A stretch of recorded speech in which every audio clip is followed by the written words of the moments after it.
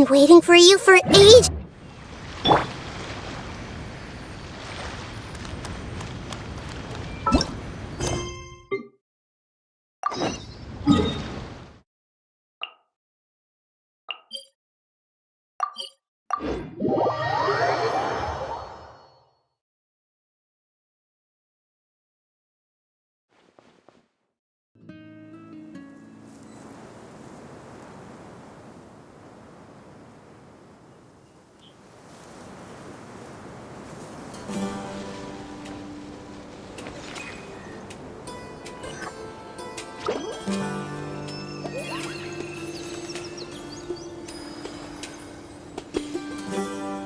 I'm so glad Plants Grandpa's will okay. soon wither.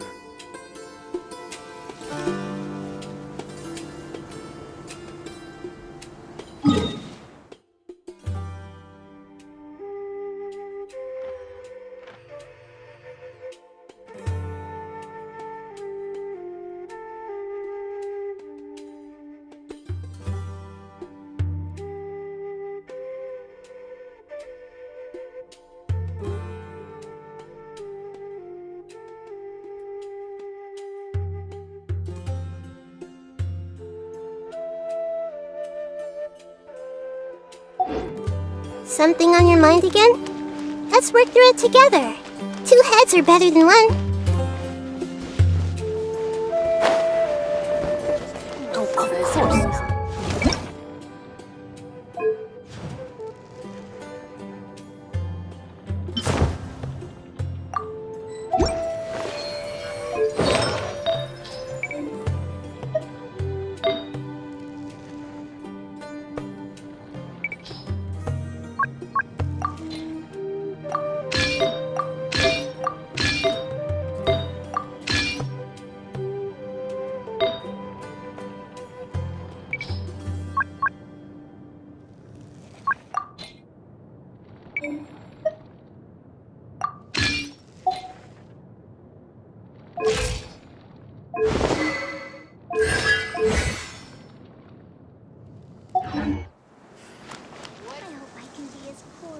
Candace! We're here!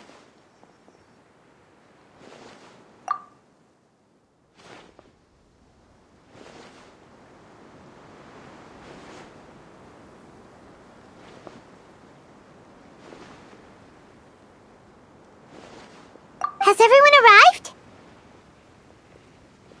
Everyone is already waiting inside. Well, what are we waiting for? Let's join them! Please, wait a moment. Before attending the meeting, I hope you can promise me one thing. What do you need? Promise me that you won't commit to anything too reckless. What do you think? Okay.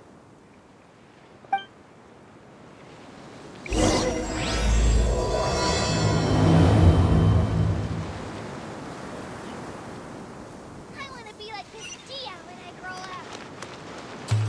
Grandma, is King Deshret really gonna come back from the dead?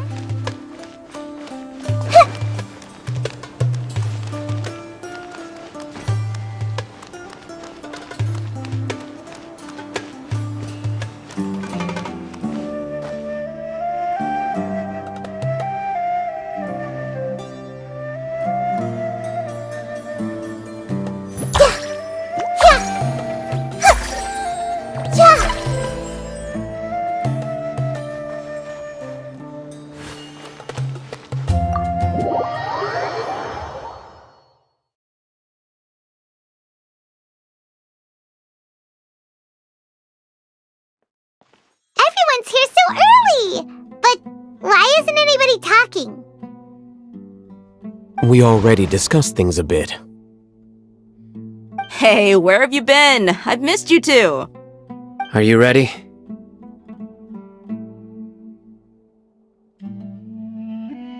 Very well.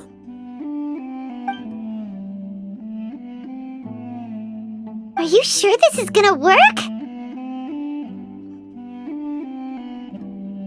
I gotta admit, it's bold. Color me impressed.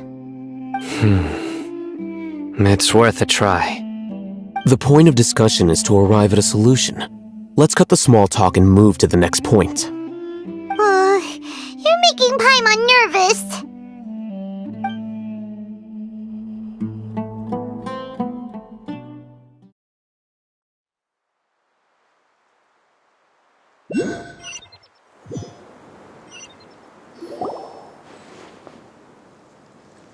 You're finally done. I have some other stuff to take care of. Catch you all later. Come on, don't give me that face. I know what you're going to say. I'll be careful. That's what I wanted to hear. Take care. Well, traveler, Paimon, judging from your expressions, the meeting must have been quite productive. You can tell? I'm not that good at scheming or strategy, but I can sense people's emotions. And based on your reaction, things must have gone quite well. Paimon's a little worried. Hopefully nothing will go wrong. To be honest, I feel the same. But you're already some of the most capable people I know. So you have my trust. Candace gave us a compliment. Your deeds speak for themselves. Candace, we stayed behind to tell you that, although you won't be coming with us, we'll be sure to remember your words. I'm very glad to hear that. I've said the same thing to everyone here today as I said to you when you arrived. Your safety is the most important thing. Only when you're safe can the plan be successful. So please, take care. You're welcome. And thank you for taking my advice. Good luck with everything. I'll be here in the village praying for you.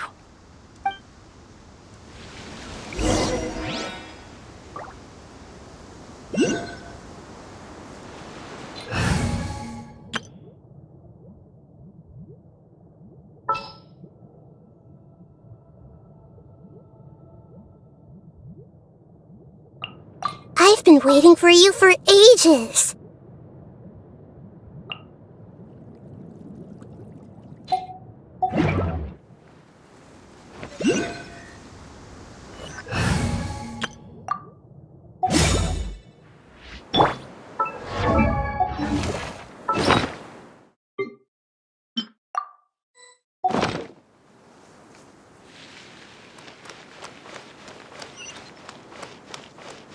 Clouds are like picture frames in the sky. Join the Eremites and embrace a wonderful new life.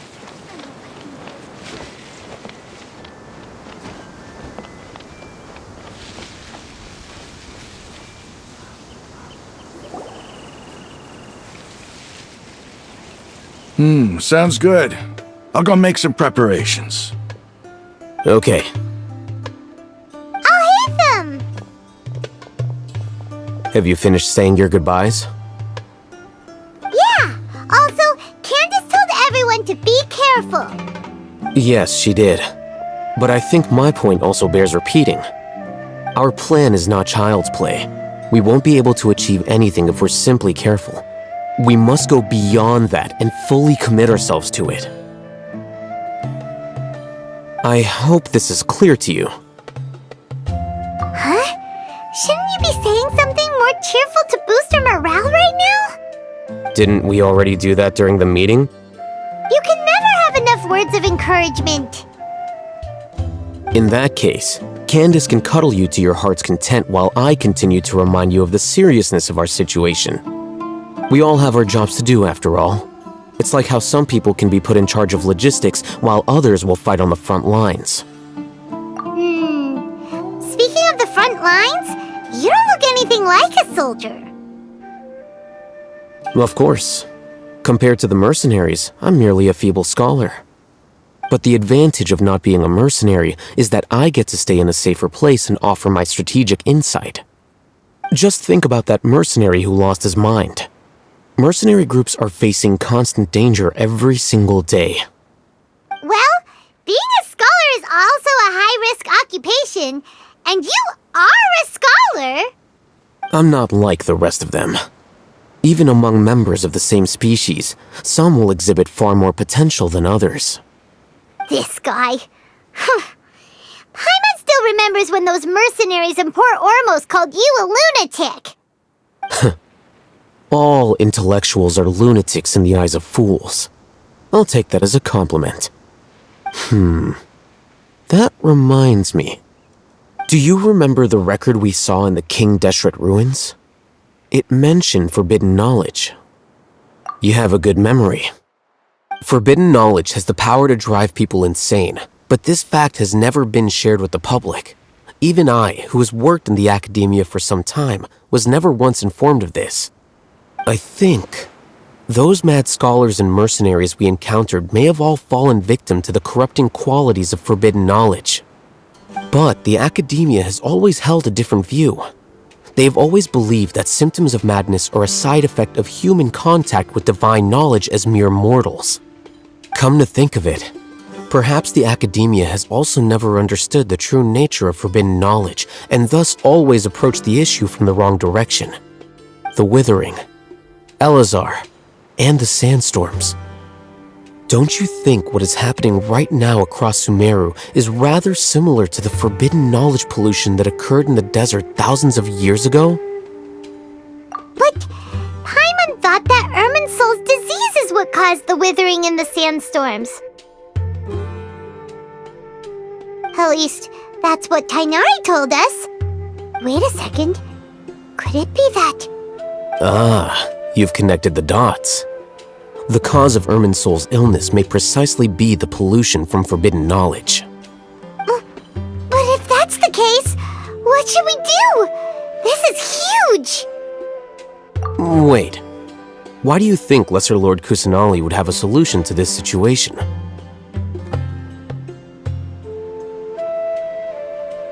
You mean, it's related to the scene you saw when you passed out in the Avidia forest? That whole, the world forget me thing? In that case, it's imperative that we rescue Lesser Lord Kusanali. Only by working with her to save Irminsul can we completely resolve the problems Sumeru currently faces. To make sure we're still on track, I would like to check on the state of some of our preparatory work. Where are we going? To an Eremite base.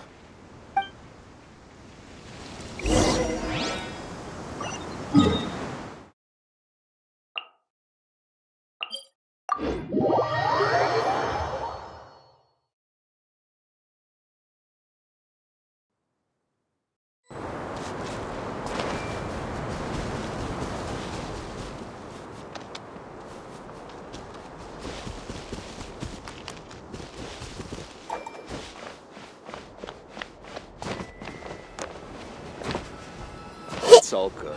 Whatever the boss says. Oh, you made it. Huh? What are they doing here? I gave them some technical work to do. Ah, it's the scribe. And is that the traveler I see? How's the work going?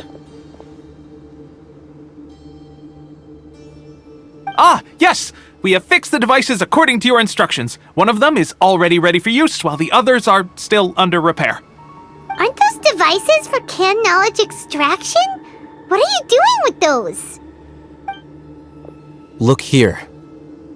Huh? More canned knowledge? Are you going to put more weird stuff into his head again?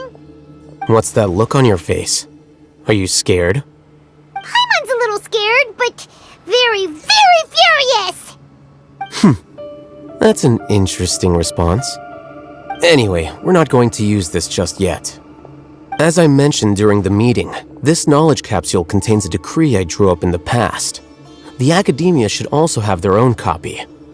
And according to the plan we just came up with, Traveler, I want you to record something into this capsule. Do you believe we can save Lesser Lord Kusanali? Good. Conviction is the most important part of all of this. Now, please get ready and put on this device. You want us to record our conviction into the knowledge capsule? Yes. Paimon is still really worried. I understand, but trust me, Paimon, this is something we have to do. It's best if you can do as I say. Because, to achieve this impossible task, it sounds like you'll need to fool your own heart first. Although it may feel like a trick, self-encouragement may be the most important tool we have. Paimon can see the point you're trying to make. Imagine this. We have orchestrated our plan and successfully rescued Lesser Lord Kusanali. As a result, we have changed Sumeru's entire political landscape. Everything went without a hitch, and everyone recognizes and praises our achievements. Now, open your eyes. Here. What's this? Read it out loud.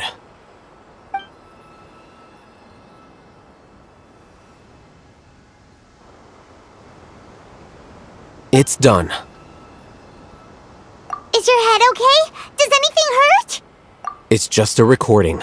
There should be no negative effects. But what was the point of doing this? Paimon doesn't get it. And that's perfectly fine. In any case, these capsules aren't meant to be used by you. Huh? What do you mean? Have you forgotten? Our plan needs to account for those who have long relied on the Akasha. You may find it hard to believe, but for those people, everything the Akasha transmits to them is nothing short of absolute truth. Imagine if you've been using a device like the Akasha since the day you were born, and this device has always supported you during times of need. After all that time, what do you think you'd become? A fool? A machine? A slave to orders. And that's why rules are so important. In addition, those who understand the rules can delineate boundaries and identify gray areas. But why would you need to identify the gray areas? You could say that those kinds of ambiguous zones can be very interesting. One might even say they're advantageous in the right hands. The things you're interested in are really out there. Are all Sumeru scholars like this? Anyway, that's enough chit-chat. I'm going to take those two to work on some small projects. You can head to Caravan Rebot and start preparing for the next step. Small projects? We're going to tinker with the Akasha terminal and make a few modifications.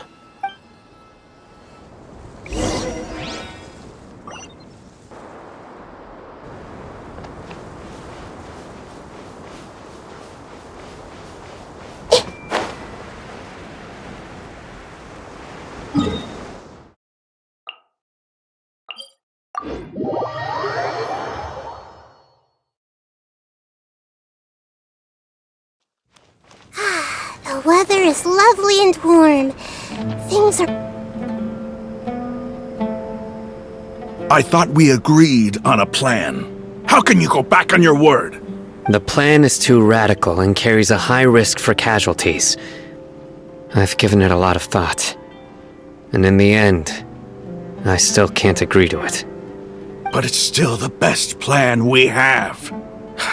As a former Matra, you of all people should be able to see the bigger picture and recognize the innate advantages of our plan. I did.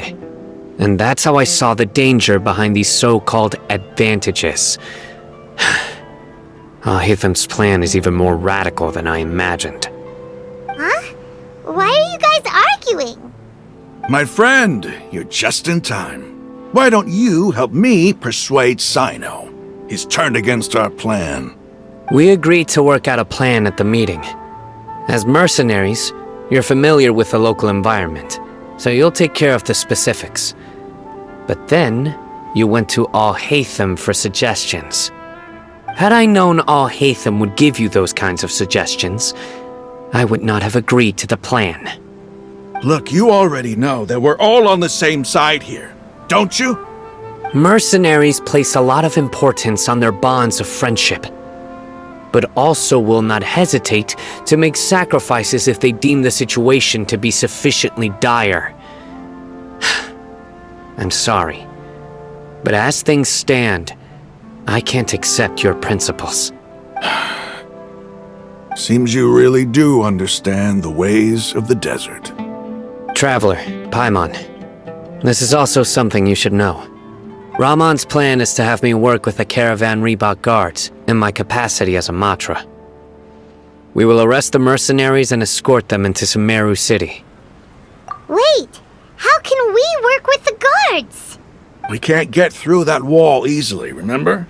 Caravan Reebok would never let so many unregistered members of the Eremites enter Sumeru City. My plan will clear us of any possible suspicion, and also let us enter the city as a big group. There is no better way. That also sounds like something Al-Haytham told you. Am I right? Doesn't Al-Haytham know how dangerous this plan is? Of course he does. He told me, there is no perfect plan, but this can get the job done. He also said that with the help of Sino and the Traveler, our chance of success would increase significantly. I never blindly trust anyone, and I've always had a good eye for people. I think he made a number of valid points. It's my own choice to trust you. If I make the arrests alone, I can control myself and prevent you from getting hurt. But I can't guarantee that kind of discipline from the guards. To make the whole thing more convincing, you'll need to resist to some degree. Casualties are inevitable once push comes to shove. I'm okay with the deaths of enemies. But now that we're allies, I'm against the meaningless loss of our own. I can't believe a Matra would actually care about us. I've lived a hard life, and I can say that people like you are hard to come by. I've always treated my allies with honesty and respect. They have the right to know important things like this. Now you're making this hard for me. Hey, is there something we can do to help? I knew you would say that. We can help fight some of the mercenaries, which should reduce the number of times you'll have to struggle directly with the guards. That should help at least a little bit. Sino, on behalf of my people, I thank you for your kindness. But this is a mission we cannot turn our backs on. We strongly value the lives of our friends, but the goal we are about to achieve is even more important. We have no fear of casualties, because we crave the spoils of victory. So please, lend us your support. We will show you the determination of us desert dwellers. Well, now that you've put it that way, I can no longer refuse. But remember, you need to follow the plan and not do anything reckless. Candace made it very clear that we can only achieve our goals if we can ensure our safety. Since you and I both recognize the significance of this operation, there should be no more animosity between the followers of the Dendro Archon and those of King Deshret. Everyone's life is equally important. Okay, you have a deal. Let's do this for our shared dream. The guards should be stationed in the courtyard nearby. You can find them there.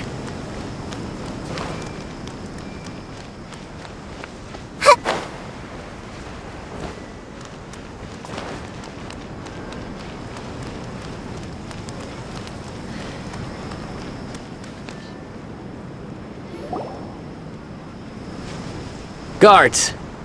General Mahamatra! To what do we owe the honor? Keep your voice down. This is a secret operation. I'm going to arrest a large criminal gang near this location. According to the Academia's Guide and Regulations on Secret Operations, I have the right to ask for the cooperation of Caravan Reebok. Ah, of course. Mahamatra Sino's order is the Academia's order. Just let us know what you need. But who exactly are you planning to arrest, and how many people are you expecting? Depending on the scale of this operation, we may need to report it to our superiors. They're a squad of Eremites whose number is comparable to Ain el Akmar in Port Ormos.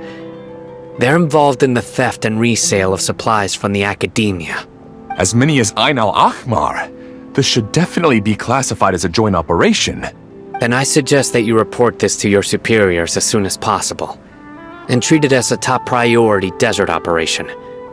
I will need personnel. Got it. Please wait a moment. I'll contact them immediately. Because this is work. Because I trust you. Paimon can't believe you're still in the mood to chat. This whole thing, aren't you even a little worried? What if these guards already know that you have betrayed the Academia and are no longer their General Mahamatra? Even if that guard doesn't know, their superiors might, right? We discussed this, remember? The Caravan Rebot operation is of great importance. But don't worry, the guards there shouldn't know that Sino has stepped down. How can you be so sure? First, the other Matra still don't know why Sino has left, which proves that the Academia has been covering up the matter. Second, this is a crucial moment for the Academia's God creation plan. If something were to happen to the General Mahamatra, it's bound to attract a lot of unwanted attention. No matter how you look at it, they don't seem interested in sharing the news of Sino's departure. A reasonable inference. I agree. Which brings us to our next issue. I'm sure some of you have been wondering if the prediction function of the Akasha will affect our operation.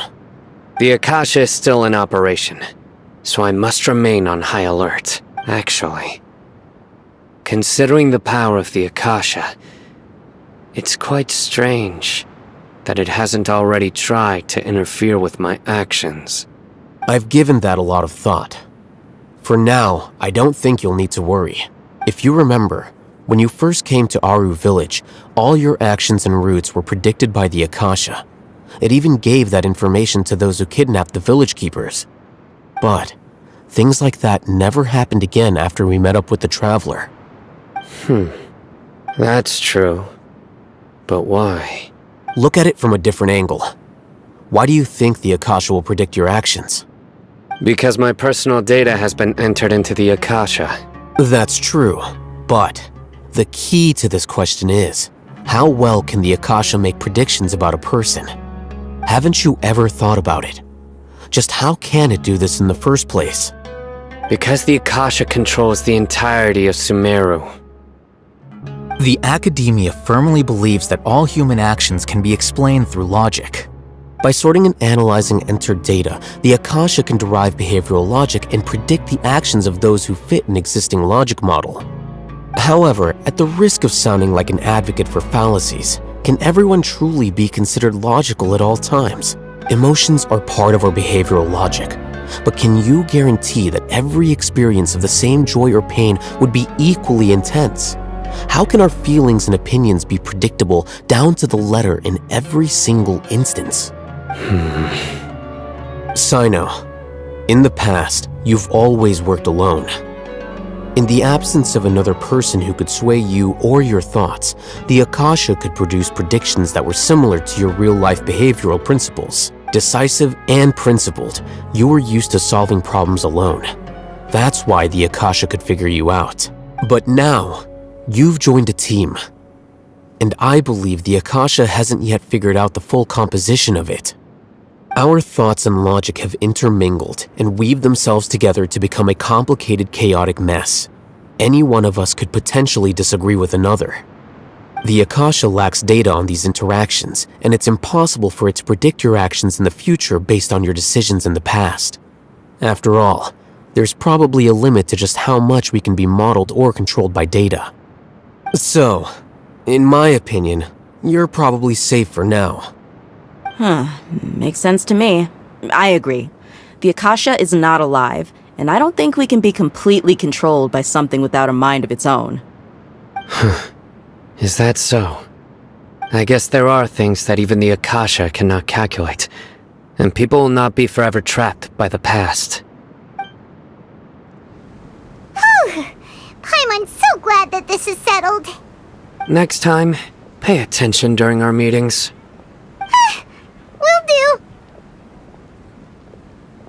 Just remember to stay vigilant. Footsteps!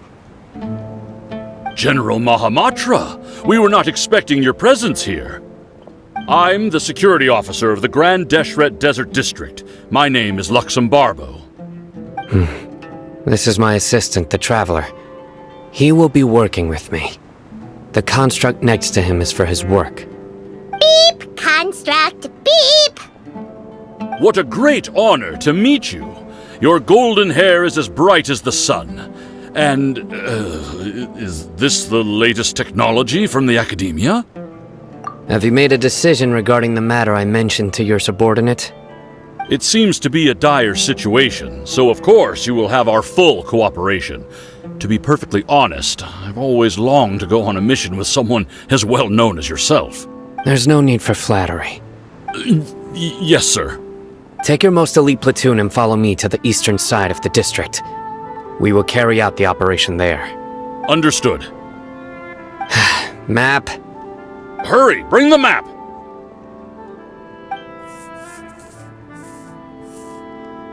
In 2 days, we will engage Rahman's Eremites and capture all of them. Any questions about the time or location? None at all, sir. Good. See you then. Yes, sir.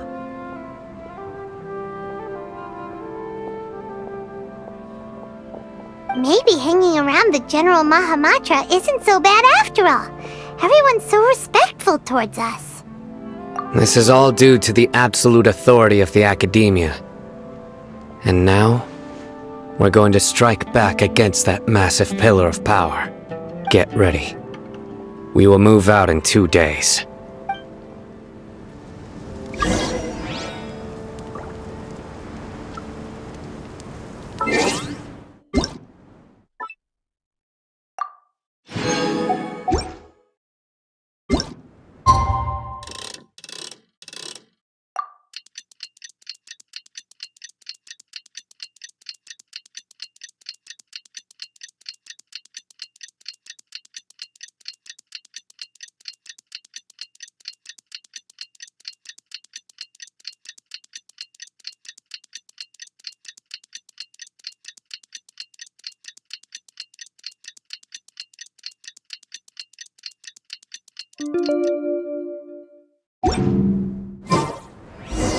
It's time for the operation! Let's go meet Sino in the desert!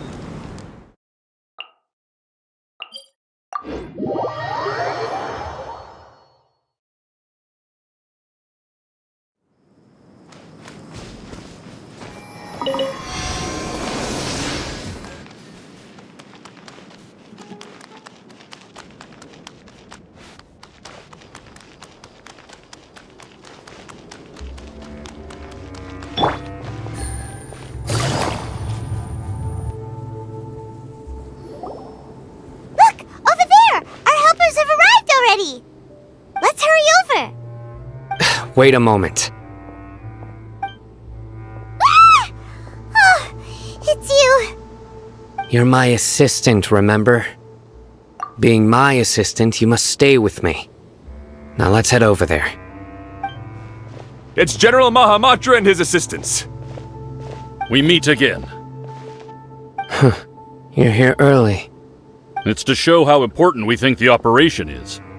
Since this is a big case for the Academia, we are prepared to give it our best. I'm glad to hear your sense of resolve. Remember, we must capture them alive. They are our only leads for the case. If they die, we will be unable to continue the investigation. Understood. Everyone! The Eremites are approaching from the west! Make preparations and be ready for combat! Halt! Oh? What a warm welcome! What do you want? Judging from those shiny weapons in your hands, it seems like you're not interested in a deal.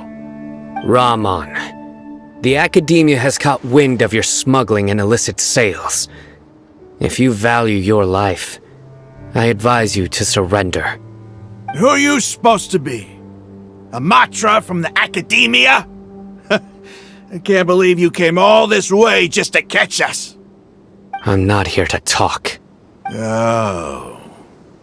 Nobody's given me this much time of day since I became a mercenary. Brothers! For that slight, let's wash our blades with their blood. Let's show them we Eremites are not to be messed with.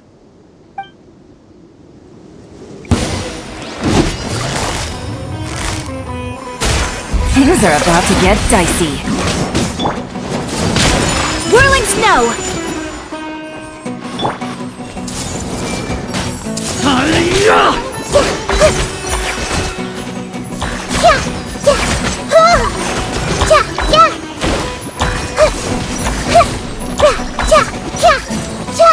Everyone hold hands.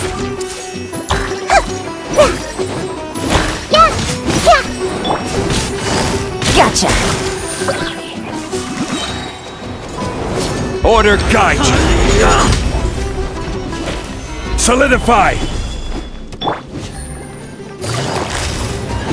Quietly now. Game's up. Fun's over. Take flight! Embrace the ice!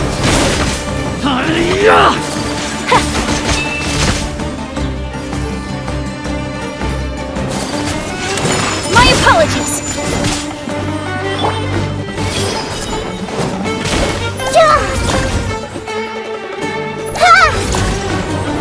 This way, turn a little.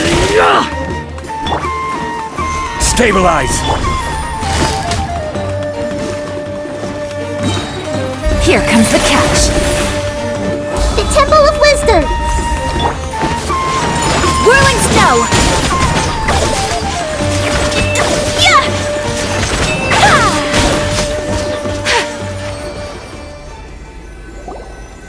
It's over. Ah! We have subdued them. The operation is now over. All Eremite mercenaries and related personnel in the area have been arrested. Ah, you pitiful Dendro Archon dogs! You'll regret this! I'm afraid you'll regret it first. King Deshret will curse you, and you will all! Silence! Oh, Restrain them and take them back to Caravan Rebot. Count their numbers and send them to the Academia as instructed by the General Mahamatra. Yes, sir!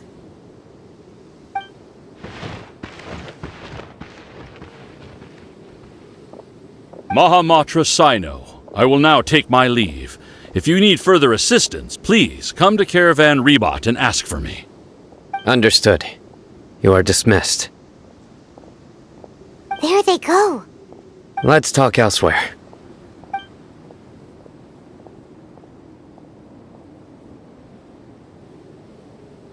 This part of the plan went really well. Yes, things went perfect. That's fantastic. And that punch you gave Ramon there sure looked convincing enough. Once we're done here, I'll return to Caravan Rebot and oversee the group's transport. I promise. I'll get everyone into Sumeru City safely. Yeah, you're the reason why everything went so well. It's not the time to celebrate yet. I believe Dia should already be waiting for you. Go join up with her. She will need you to introduce her to Tainari. Speaking of which, is it really okay for us not to share the full plan with Tainari? What if he'll feel miffed about it and refuse to work with us? I have a very close relationship with Tainari. Given how well we know each other, I believe my message alone should be enough to bring him to our... If we need help, Tainari is the best option. Get ready for the next phase of the plan. Don't keep them waiting.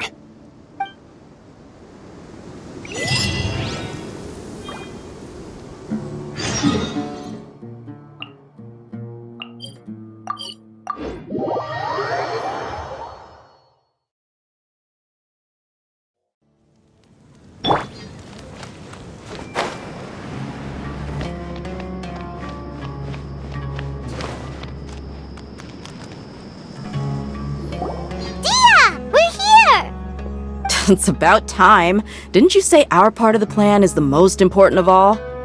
And here you come rolling in late. In the time it took you to get here, I already did 5 laps around the place, downed 7 drinks, and even did some clothes shopping. Sorry. We didn't mean mean to keep you waiting. I just wanted to fix your attitude and rub it in a little. After all, you took your sweet time getting here, and we've got important stuff to take care of.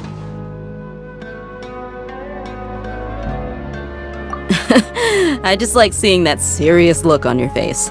Alright, I'll stop. All joking aside, I'm glad you're here.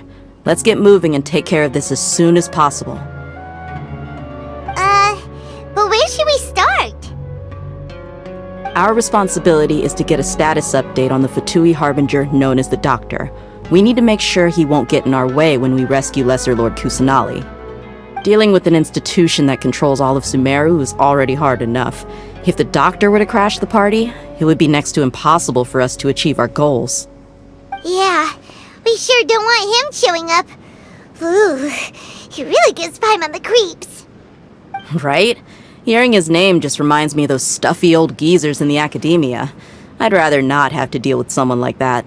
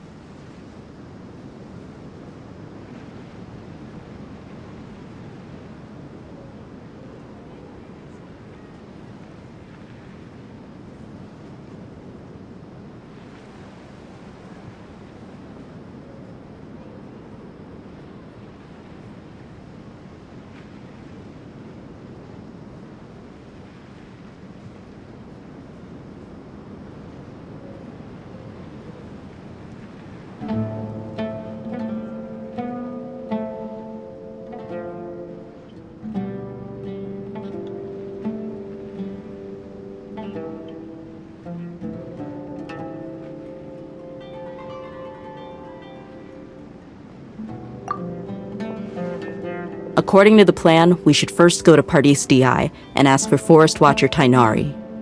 If all Hatham and Sino's sources are solid, then we can be sure that Tainari still has the Academia's trust. So, we'll find Tainari and convince him to get us the latest intel on the Doctor. Then, depending on what we learn, we'll make any necessary adjustments to our plan. The sages have placed spies everywhere on the other side of the wall. I'll follow you as a bodyguard. You should be honored. I don't offer my services to just anyone, you know. But Paimon thought mercenaries would do anything for Mora. That's certainly true. But when multiple employers are vying for your services, you should always go with the best offer. Let's see. If I were to charge you a bill, I guess I can apply a discount. How much more do you want? I was not sure we can afford it. How much do I want? Hey, how about paying me with a smile? What do you say? I haven't seen you smiling much recently. If you ask me, someone like you must look lovely when they smile. Come on, give me a smile so that I can be less worried. Looking good! I hope this pretty smile will become our lucky charm. There are many kinds of smiles, but only a truly joyous one can bring blessings to others. Let's consider this smile a down payment for our future victory. Let's go. It's time to pay a visit to Pardis Di.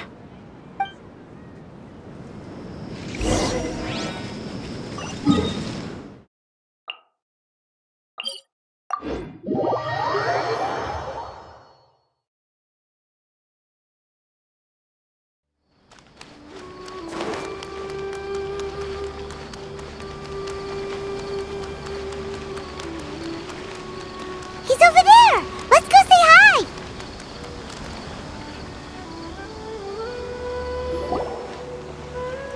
Tainari!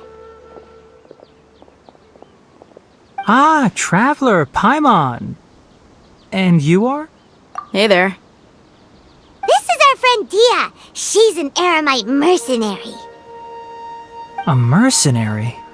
You must have some big news for me. It's something really important. Please help us out. All right, then follow me.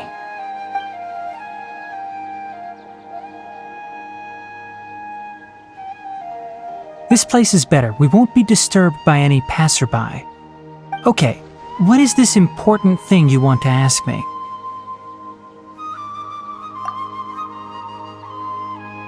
The doctor, huh? He's that strange-looking Fatui Harbinger with the mask. Paimon thinks he has blue hair. Yes, I know him. Actually, he left Party's DI just a little while ago. He left already? Yeah, he came looking for me. Can I ask what it was about? Sorry to ask you like this after having just met, but your answer is very important to us. For now, all we can share with you is that your friend Sino is working with us. Sino, you say?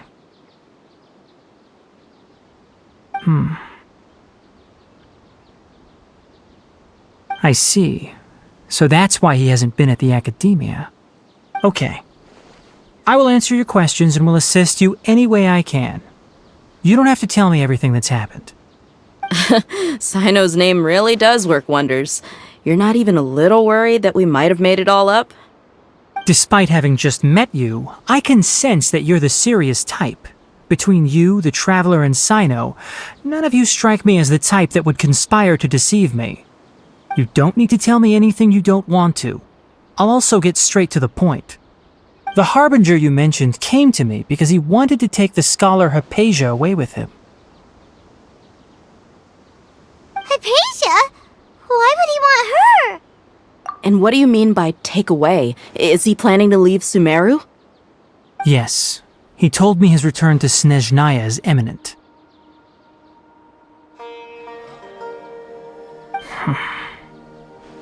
So you mean... you're leaving this place soon? Indeed. Otherwise, we could have perhaps talked a little more.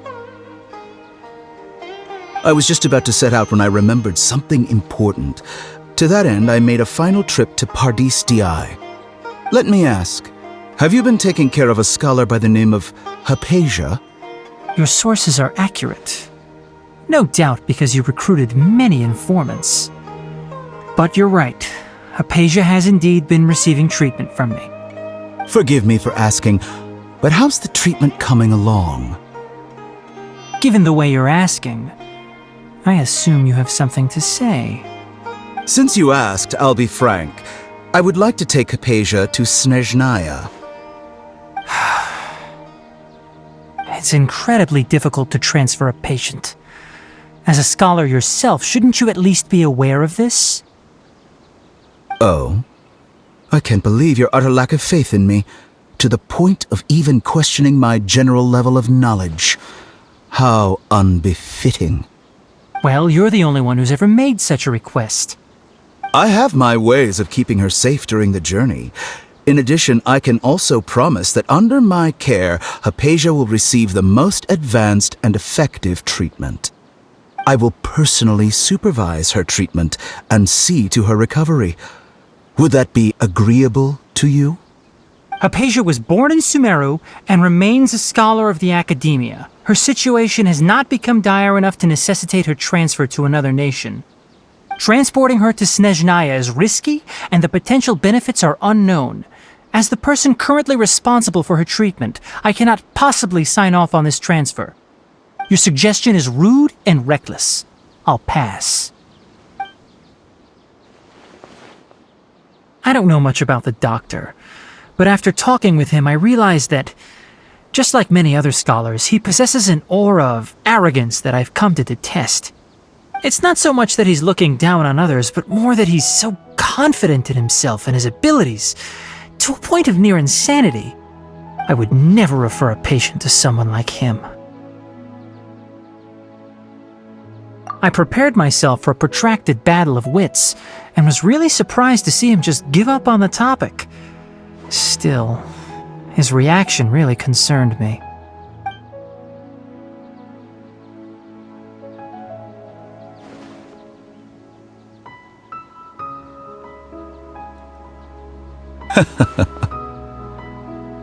I see. Of course, your opinion makes perfect sense. You're still young, but already quite stubborn. I must say, you are not like what I had expected. Under normal circumstances, I wouldn't just let you off the hook like this. But unfortunately, I'm in a hurry today, what with Her Most Noble Majesty the Tsaritsa calling for our return. Luckily, there is still some time left for me to take care of everything before I leave. It's just as the Academia said, you're a responsible and gifted scholar. Sadly, even with all of that, you're still lacking a bit of shrewdness. And that's also why people like you can never realize that sooner or later, everyone must pay the price for what they've learned.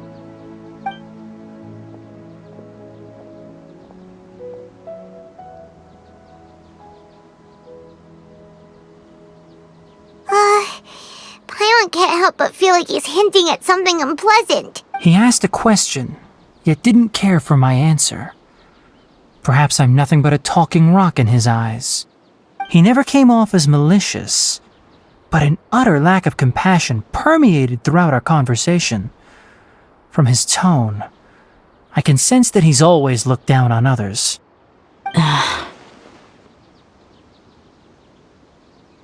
I can barely believe it myself. But if that's true, the situation will be in our favor. I don't think I missed any details. Frankly speaking, I don't want you to do anything too risky. Now that you know a little more, it should be easier for you to stay safe. Sorry we can't tell you everything. We appreciate that you helped us anyway. I won't forget your kindness. It's okay. I have an obligation to do so. To be perfectly honest, all of this may have started because of me.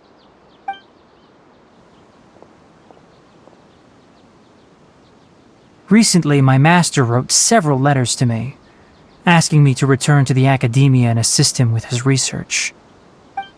Hasn't he already asked you several times before? Yes, but there's something off about this most recent batch of letters. The handwriting and tone are both familiar, but some details have been omitted. My master will occasionally leave a few dots on the back of the letter. 1 dot means that he wrote the letter on a sunny day, and 3 dots stand for a rainy day.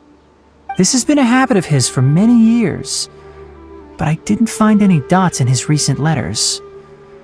I believe something may have happened to him. I get it. Since you are always at Gandharvaville, you would like me, someone already working at the Academia, to investigate this matter, right? I'd like to ask you to do that for me. If you can keep yourself safe, please withdraw immediately at the first hint of danger. I can do that, but I have a feeling it won't be that simple. The Academia has been working on a big project. I'm not quite sure what it is, but your master might be involved with it. If the higher-ups really are hiding something, then it will be difficult to remove myself from the situation once the investigation starts. If the situation becomes critical, I'll leave the Academia. If you don't see me there for an extended period, that's your cue. All right, we've got a plan. I'll stay at Gandharvaville to support you. If that scenario comes to pass, you must be extra vigilant. And be wary of any messages. I must say, I didn't expect a warning like this from the General Mahamatra. Being loyal to the Academia doesn't mean blindly doing whatever the sages say. I know what I'm doing. On that note, aren't you also being quite distrustful of your alma mater? The Academia, yes, but my master is a man of integrity. Even when I was a student, I was worried he'd get in trouble for sticking to his beliefs. I suppose he's lucky to have lasted so long. But in the end, it still caught up to him.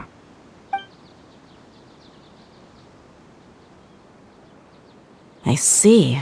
So you noticed something was up with the Academia from the very beginning. This may well be how Sino became involved in all this. In that case, I must keep my promise and help you however I can. Also, if you run into Sino again, please help me pass on a message to him. Trust your own senses and experiences. I think this may be something he needs to hear right now. Okay, we'll find a chance to tell him. Thanks. Right. Now let's go hunt down this Harbinger. Oh, by the way, which way did the doctor go when he left Pardis Di? That way. Gotcha. Thanks so much. We'll be on our way.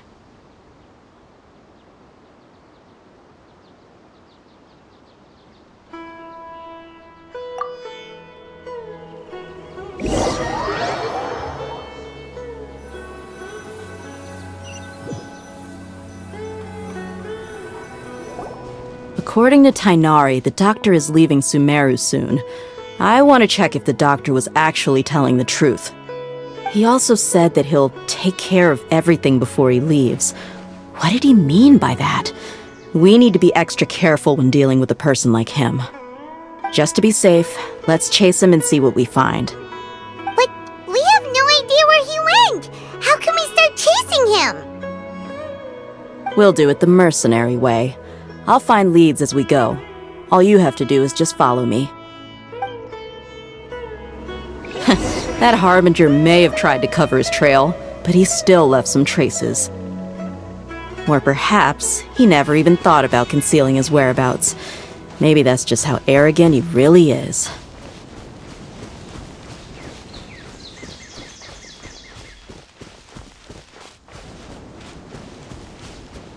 Yep, we're headed in the right direction. The traces are still fresh, but there's no sign of his entourage. Clearly, they're in a hurry.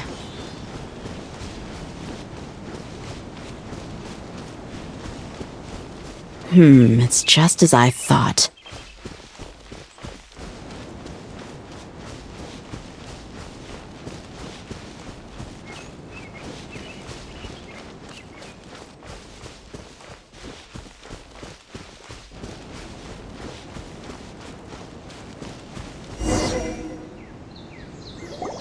We can stop here.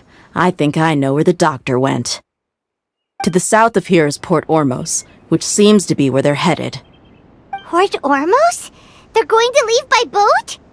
That's right. Let's go to the port and have a look for ourselves.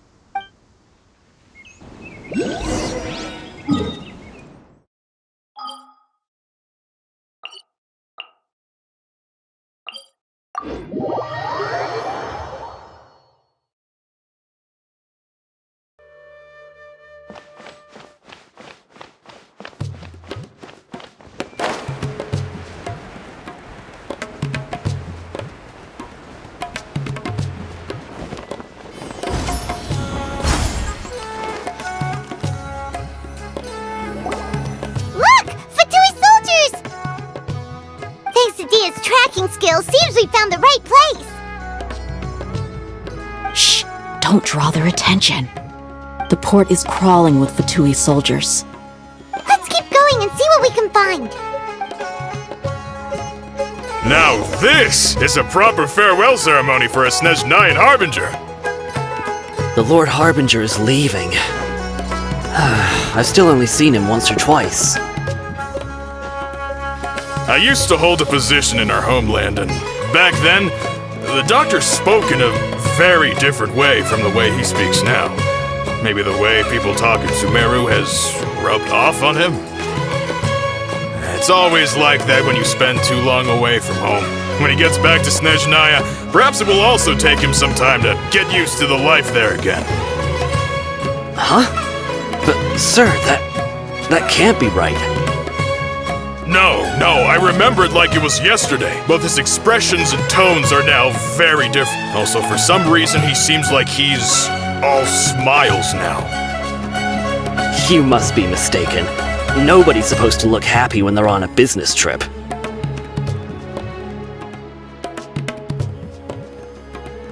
The doctor is on that boat. So he told the truth after all. He is actually leaving Sumeru. Let's get closer and find a place to hide so we can observe him.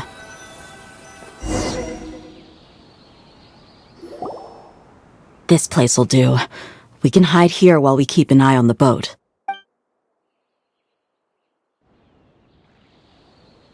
Uh-oh!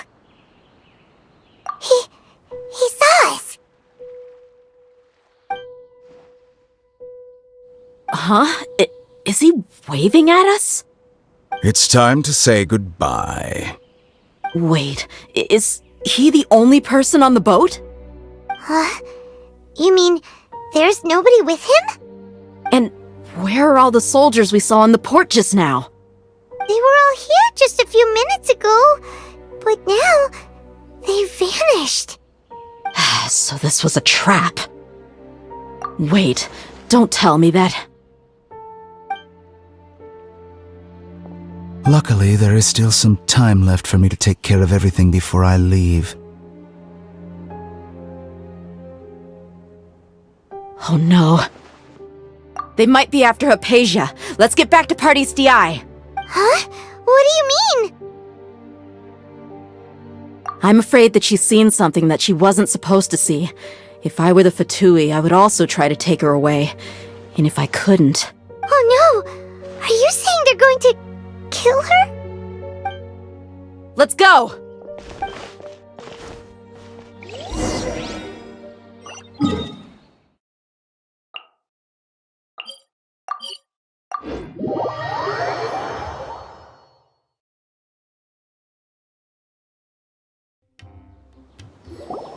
Pardis Di is not a place you Fatui can just show up and do as you please. I believe we've already made ourselves quite clear. Our superior gave us permission to search for and collect medicinal herbs in Pardis Di for research purposes. But you've been in Sumeru for some time already. I find it coincidental that you chose to only come here today. Even the Grand Sage himself may not have the right to question our research, much less an ordinary scholar like yourself. I've done my duty to inform you. Don't make things difficult for yourself. It would seem that my words have fallen on deaf ears. You can keep trying to deny it, but coming to Pardis Di now? I'm pretty sure you're not just looking for herbs. With all due respect, your baseless speculations will only lead to unnecessary trouble. Well, you only have your Harbinger to blame. He knows nothing about keeping a low profile. I may be staying at Pardis Di as a scholar, but that doesn't mean I'm no longer a forest watcher. It is still my duty to protect the peace and safety of the scholars who have contributed so much to Sumeru. Then it seems our conversation has hit an impasse. No one will lay a hand on you, Hypatia. Not on my watch. Tighnari! Are you alright? I'm fine. These Fatui have really crossed the line. Time to teach them a lesson. There's no use resisting! Give us Hypatia! Keep dreaming! Yeah, Tighnari! Beat him up! Get dicey. My apologies! Yeah! The doctor's orders are absolute! Yeah? You've been someone's lapdog for so long that you don't know anything else now!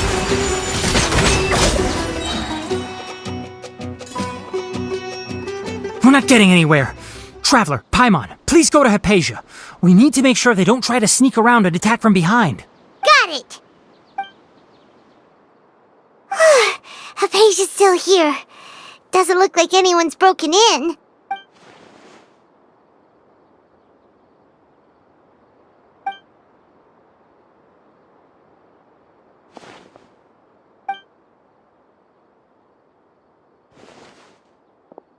Well, how is she? Oh, that's good.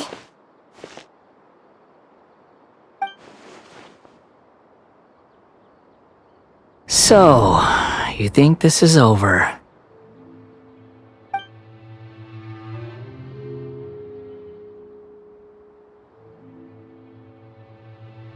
What? The Balladeer is here?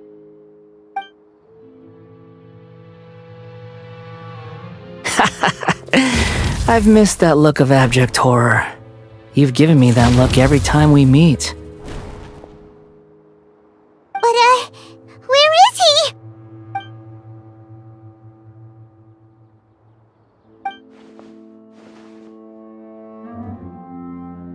I can hear all of your thoughts, you know. Don't you remember? I already saw you the first time you came to Parties DI and made contact with Hypatia. I didn't need to do anything. It is her honor to be able to connect her consciousness with me.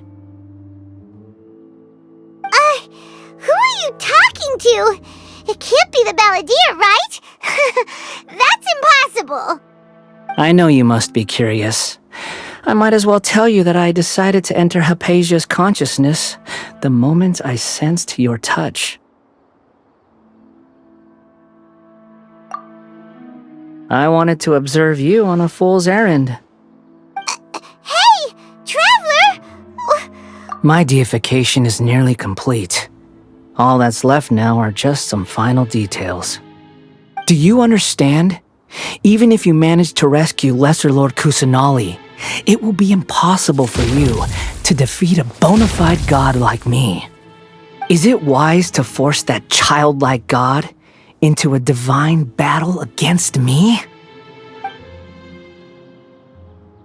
Scholars consider the God of Wisdom to be the sum total of their faith. It's how they can justify reverence for a god as they construct it. But this also shows that humanity's worship of gods is a combination of blasphemy and exaltation. It's truly laughable.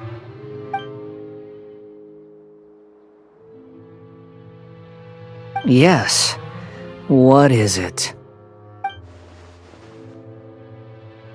Yeah, I'm in a good mood, which is why I'm talking to you like this. What do you mean?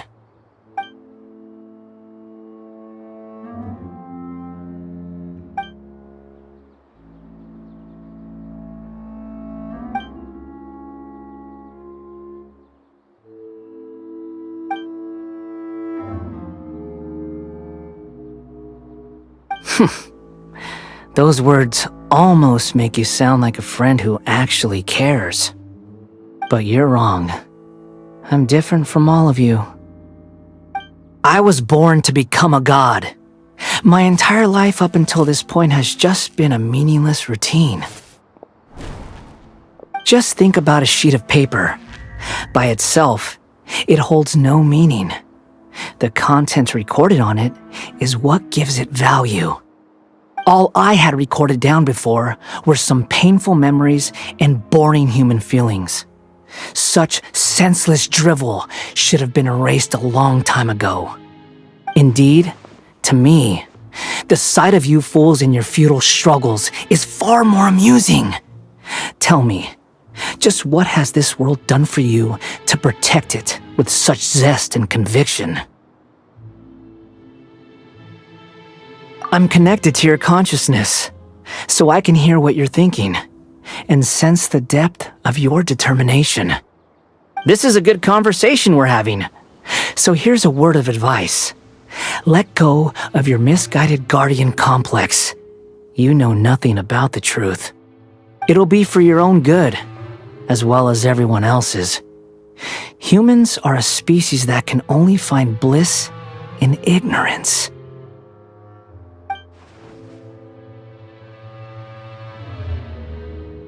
Ah, you've seen my affection for her. If you were in my position, I think you'd feel the same way. She peered into my consciousness and saw my past. Someone like that is qualified to become my first follower. All gods need followers. So Hypatia has been chosen. Her appearance heralds my imminent arrival at the throne of divinity, while her worship shall become my glory.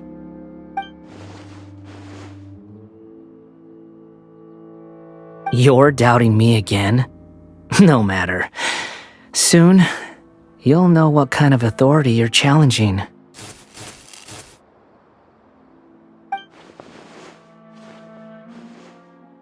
Who wants to hurt my devout follower?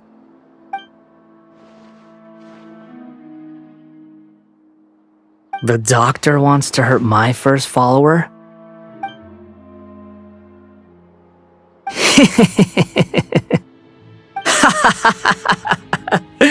How very amusing.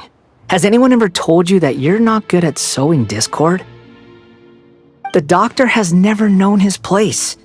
Even now, the puny human thinks himself capable of interfering in the business of the new god. You're still too naive if you think a few words will be enough to convince me to destroy the Doctor. But I'm willing to give you a gift, just like my expression of affection towards Hypatia. It is an honor for you to be able to stand here and speak with me. As my listener, you will be rewarded.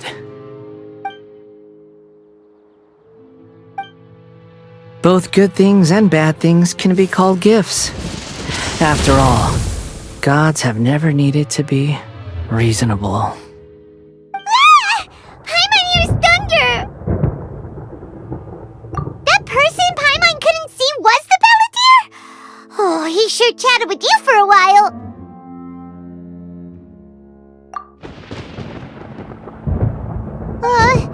Where is the storm headed? That means anyone outside is in danger! Let's go! Tainari and Dia still must be fighting!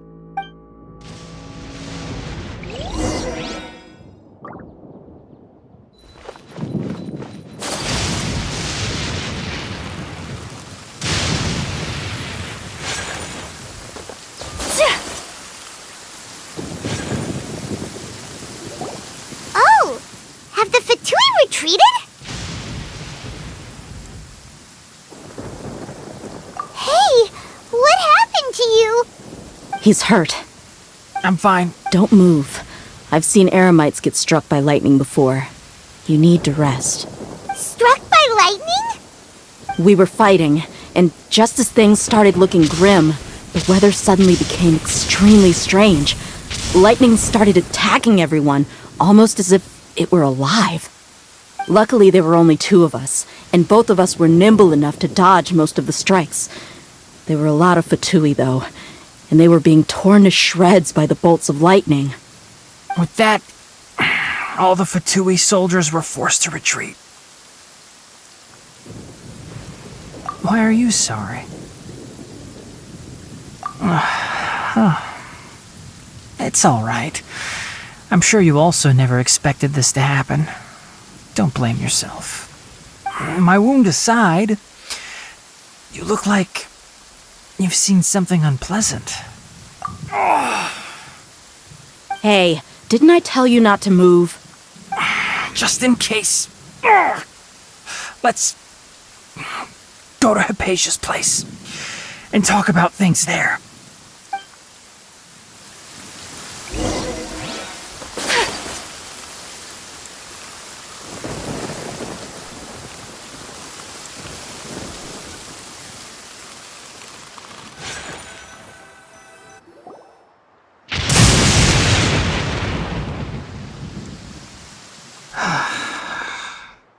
Thank goodness she's fine. Hey, how about taking care of yourself first? I understand my condition. The wound is not fatal. I'll be all right. Ugh. The more you understand medicine, the worse of a patient you become. I know. They always think they can push through the pain. Oh, he sat down. Let me rest for a bit. Sorry, traveler. Now you may start.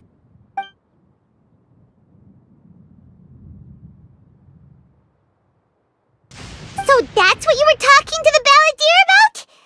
Oh, Paimon can't believe what he's thinking. The Academia's God creation plan. How ridiculous.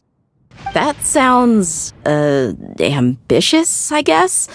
Anyway, this is all way beyond me. As long as I can enjoy every day with a drink in my hand, tasty food in my stomach, and a good night's rest, that's enough. I'll only work when I have to. I must be the least ambitious person who's ever set foot in Party STI. Don't say that. I haven't even thanked you for your help back there. Don't mention it. Well, if nothing else, all this proves that the doctor really did have some urgent matter to attend to and left Sumeru in a hurry.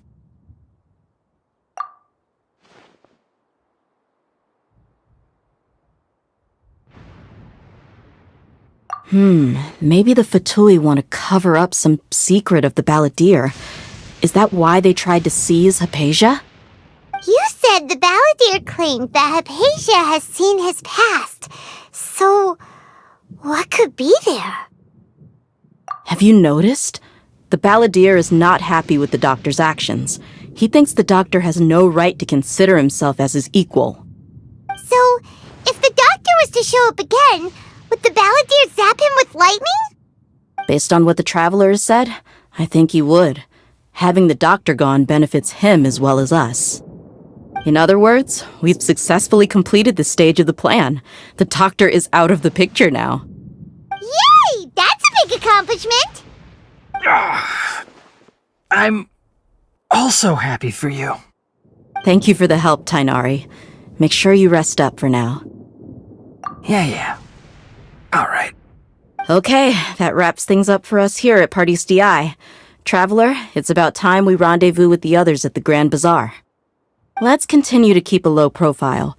You can head there once you're ready.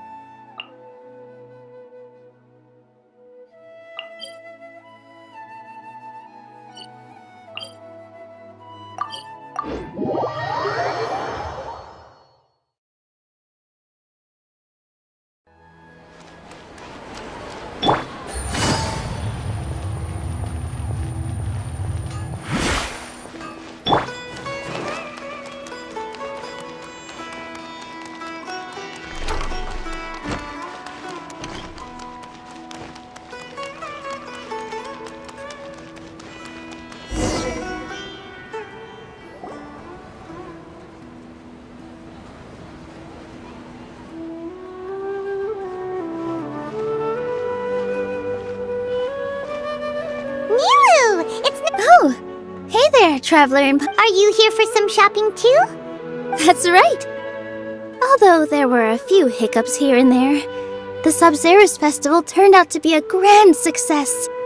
And so, the theater wants to host a celebration event. Do you two want to come? It's something like a tradition of ours. Rehearsals are exhausting.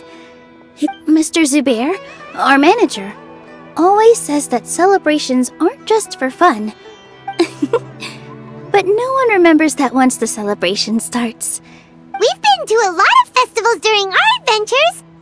Will your celebration also have lots of yummy food and drinks? Of course. We always do lots of eating, toasting, and gift exchanging. Ah, so we'll need to bring a present.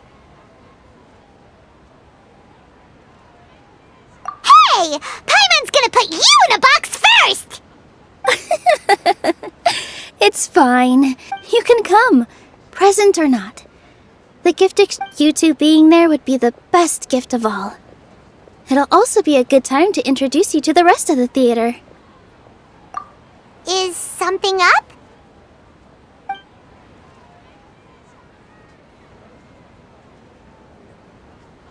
Yeah, but for now, it's more important. I tried to visit her, but I got turned away at the door. The people there wouldn't listen to a single word I said. All I could do was to leave a letter encouraging her to get some rest and keep her spirits up. She'll be better soon. And then we can It's all thanks to you and Nilu that we managed. You're way too modest compared to you. I really... Anyway, all that aside... Paimon thinks it'll be a great time! Alright, then let's head... Wait, I completely forgot about this part. Whoa, did you... Just one box. That's way too many free... All I know is that whenever I start chatting with people, my hands would get... I was planning on making a few trips to bring... So this isn't even all of it? Are you... Of course! Carrie... What?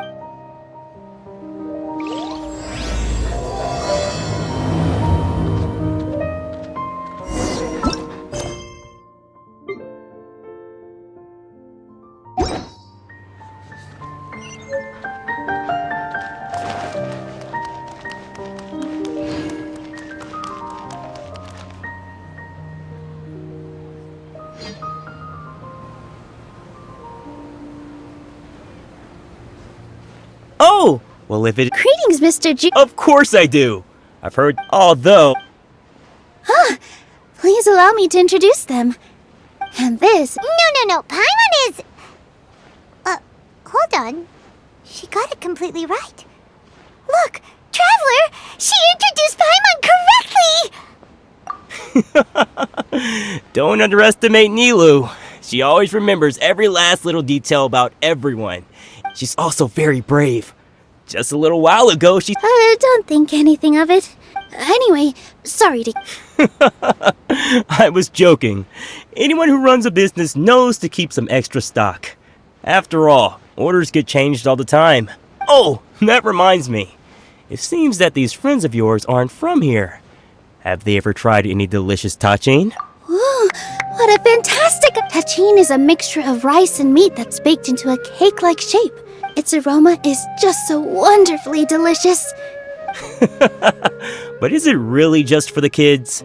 Don't you... I just can't help myself. We're 2 peas in a pod. Who doesn't enjoy some good food? Wait here. I'll bring some over.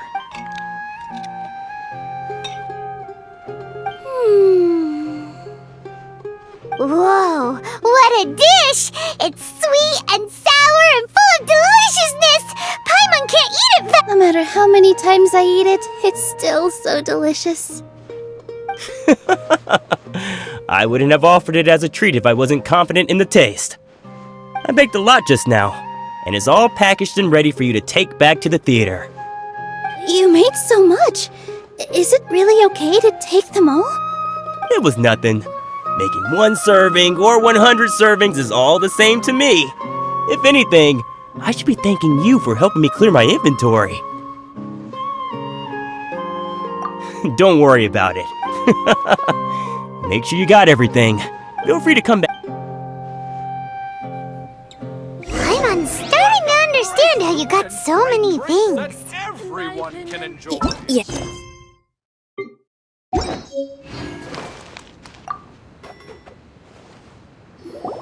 Nilu, good time. If you took any long... Jude said that some... Trying to pull it. So they really do eat anything.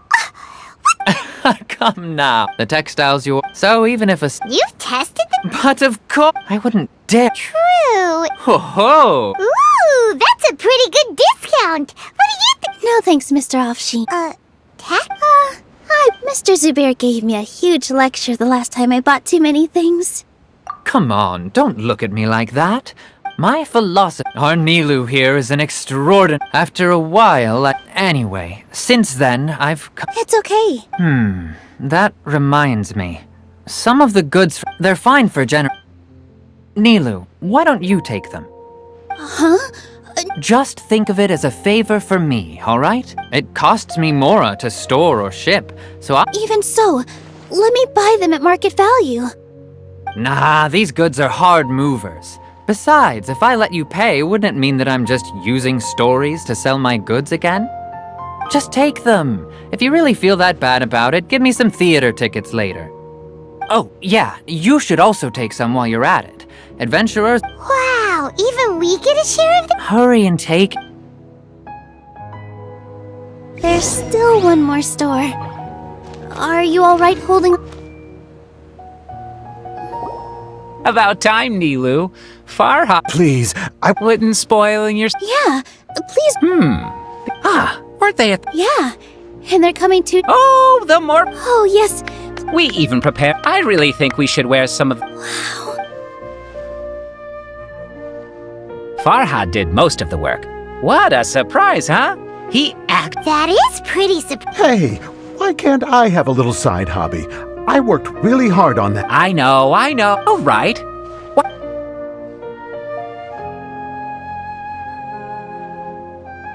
It fits perfect. They're so pretty! Is there one that... Unfortunately, we already gave out all the child-sized ones. I wasn't expecting the theater to invite such a fascinating... Fascinating? Huh. That sounds kind of weird, but Paimon will let it... Oh, you all sure got a lot of stuff there. I'm a porter by trade, so... That'd be great! Please and thank you.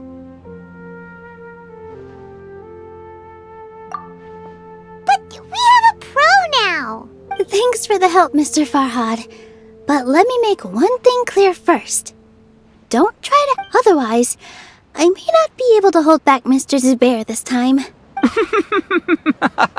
You're so obvious that even Nilu saw right through you. Shut it. Fine. It's not like I want to get on his bad side either. Including Hushang's things, though. We'll each need to carry a box if we want to move everything in one trip. Even my strength has its limits. Paimon looks like she doesn't want to, so I'll carry a little extra.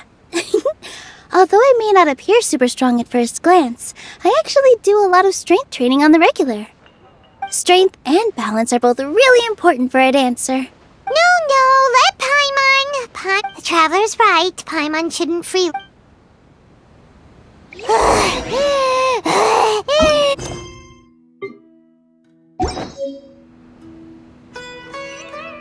Paimon can't fly anymore! Are you okay, Paimon? Paimon's good to keep going! But Paimon now understands when people say there's no such... Oh, that sure was a lot of stuff. Thank you, Mr. Farhad. Thank you, Sumter Man. Whew. Paimon's definitely going to eat it all back later. All right, I'll leave you all to it.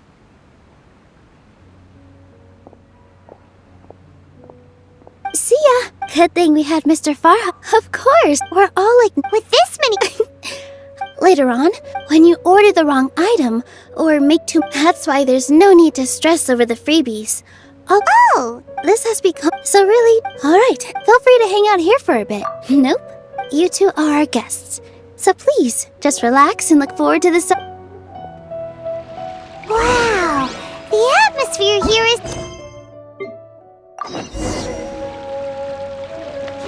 Let's take a break and immerse ourselves in this warmth.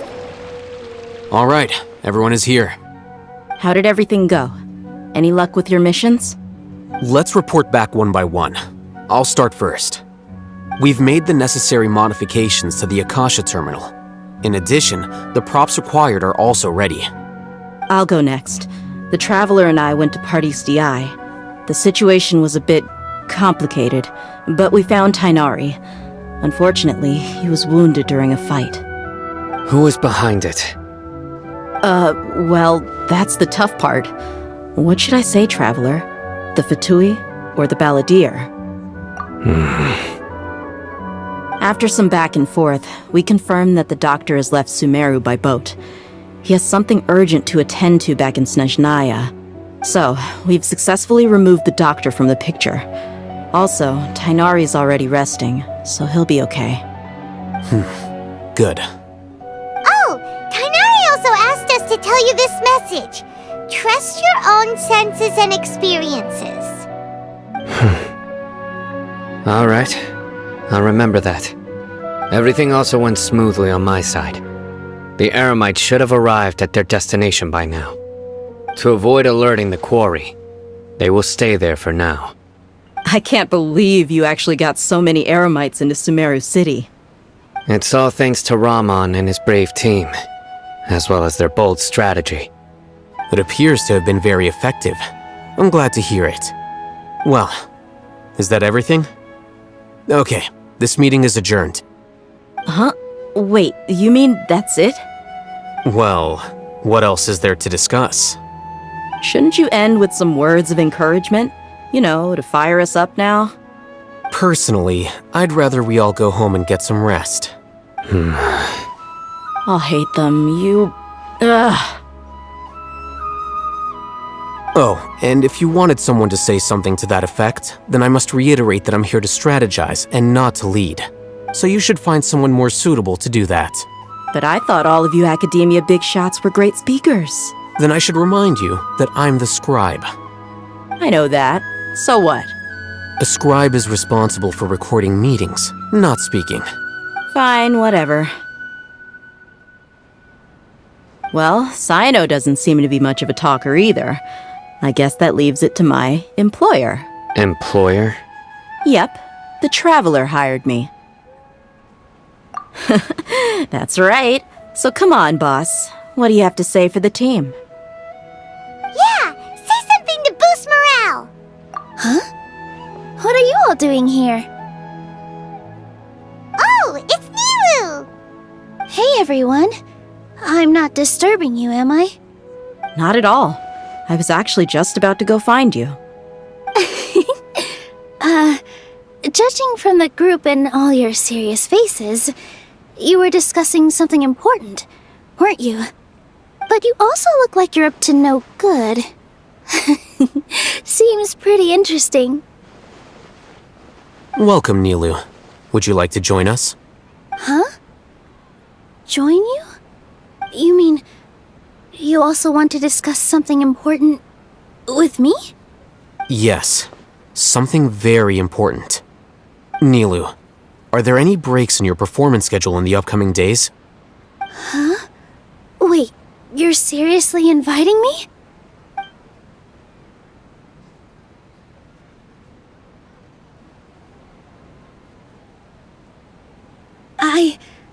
I can't believe my ears. You are truly the bravest and most passionate people of Sumeru, well, that I've ever met. Oh, right. The Traveler and Paimon are not from Sumeru, but you are awesome as well. That's right! I must admit that I'm a little scared, but I'll try my best for Lesser Lord Kusanali. If I can somehow use my abilities to help you, then count me in. Remember, believe in yourself. Okay, I'll get my friends at the Grand Bazaar to help us tomorrow. Just remember not to say too much. Be discreet. Yep, you got it. All the preparations are done. Now, can we finally conclude this meeting? So, have you thought up what you'd like to say, boss? Yep, it's a grand plan and we're all super awesome!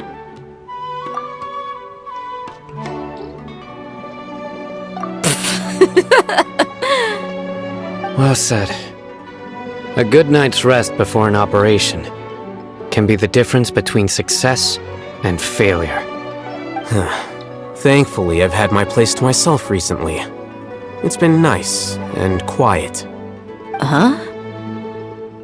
Oh, nothing. Alright, let's all go home and get a good night's sleep so we can be up early tomorrow! Okay, so I guess that means it's time to say goodnight now. Yep! Good night, everyone!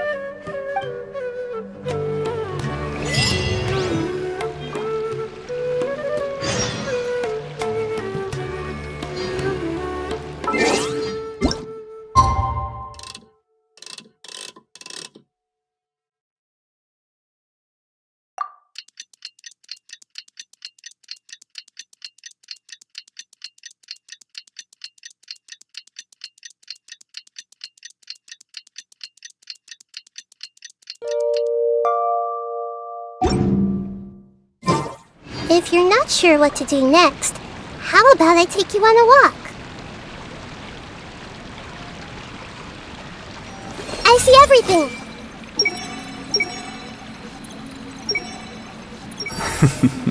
Someone lost Mora again. Hey!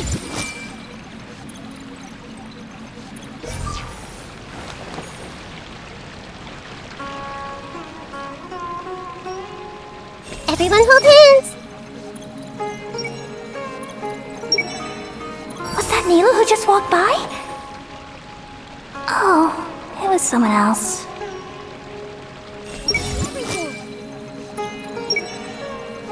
The weather is great today.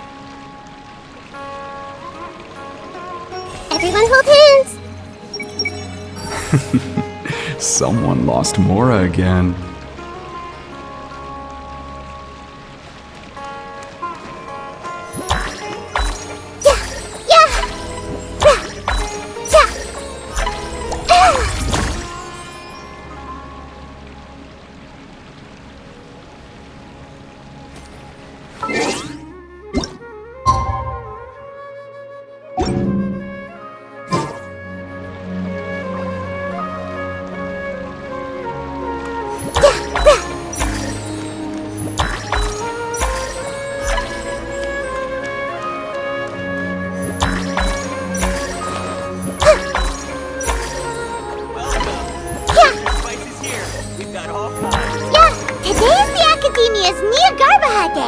We can finally put our plan into action! I'll hate them should be waiting for...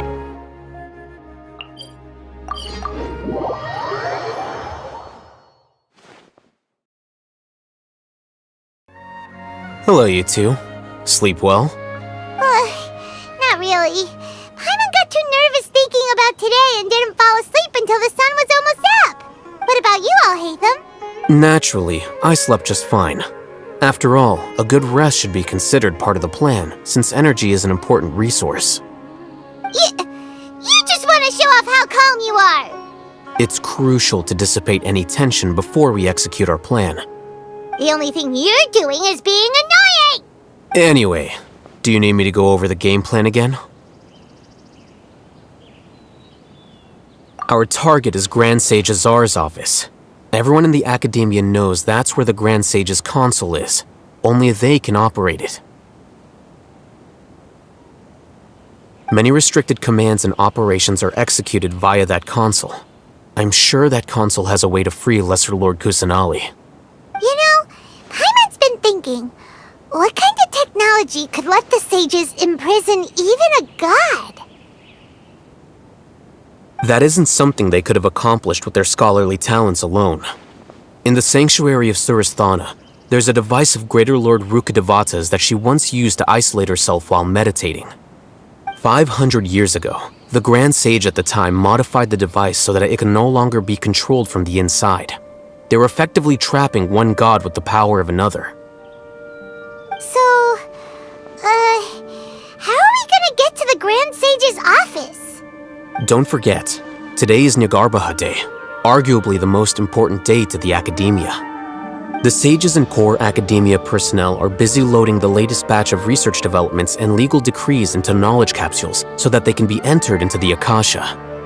All the Darshan's researchers have their noses to the grindstone, and the Academia's grounds are flowing with all sorts of people.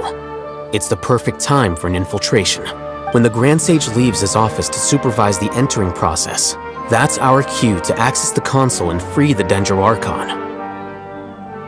Well, yes, that's just the visible side of our plan, after all. If precedence holds, the Academia should have already started preparing for Nyagarbha Day. Everyone should be in position. All that's left is for us to lead the charge. Let's go. So are we just gonna walk in through the front door, or...? Yes. Were you expecting a stealthier approach? Paimon can't think of a good comeback. Alright, it's all on Alhaitham if things go south.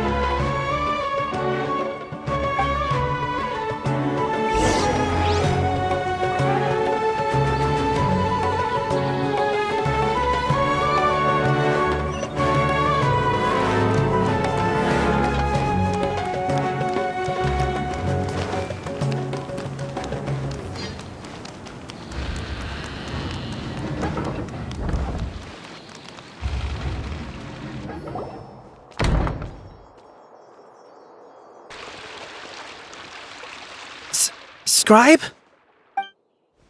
Please, wait. Are you Scribe Alhaitham? That's me. Is something the matter? I'm in a hurry. No. I was just surprised to see you here.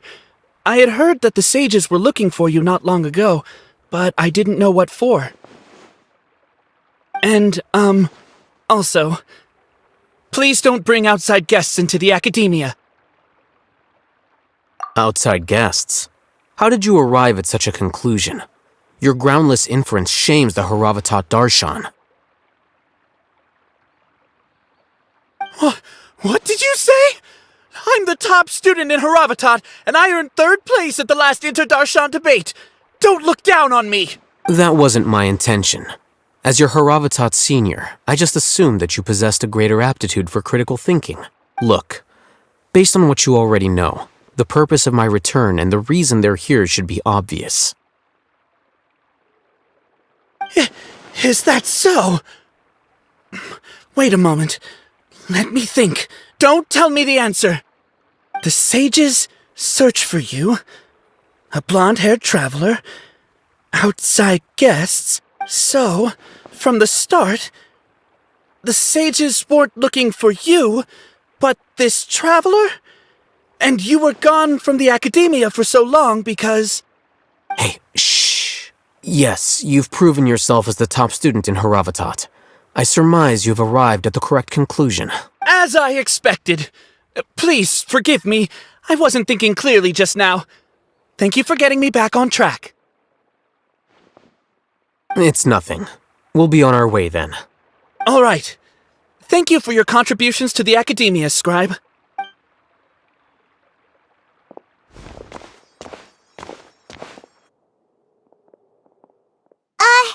What the heck just happened now? What did he just guess? I'm afraid I don't know either. You have no idea? He convinced himself of whatever truth he came up with. That is the so-called pride of a scholar. If someone questions their academic facility, they will instantly feign understanding to keep up appearances. Nowadays, the academia is rampant with this type of scholar. Their obvious farces of intellect only serve to highlight themselves as fools. Wow, so there are special ways to deal with smart people. We don't even need to make up our own excuses. We shouldn't waste any more time. It would be problematic if we missed our window of opportunity. Let's go.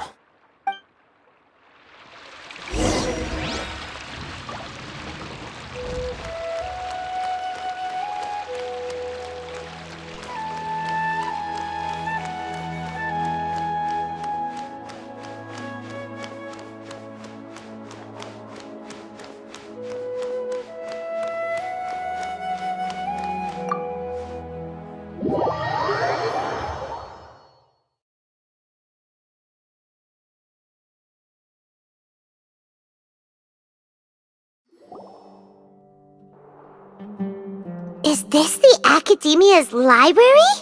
Indeed. Known as the House of Dana, it is quite possibly the most extensive special collections library in Tevat. There are a lot of students going through here. Is it really okay just to waltz right in? The Academia marches to a fast beat, especially since it's Nagarbaha Day. They're all occupied with their own matters. Just act natural. Now, hurry along.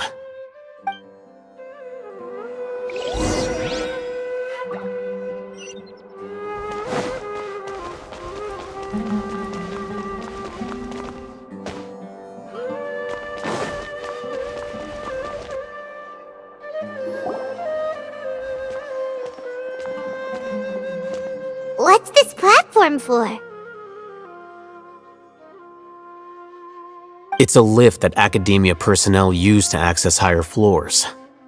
Are we gonna take it then? The Grand Sage's office is up there somewhere. No, not right now. We can't guarantee that we won't run into the Great Sage. Let's step back and observe for now.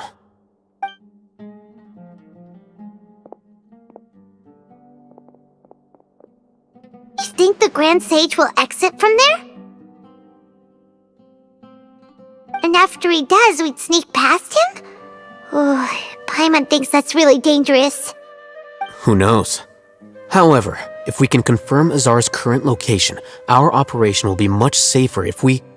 Allow me to offer you a hint. If you wish to know his location, look behind you. You're... What's Grand Sage Azar doing here?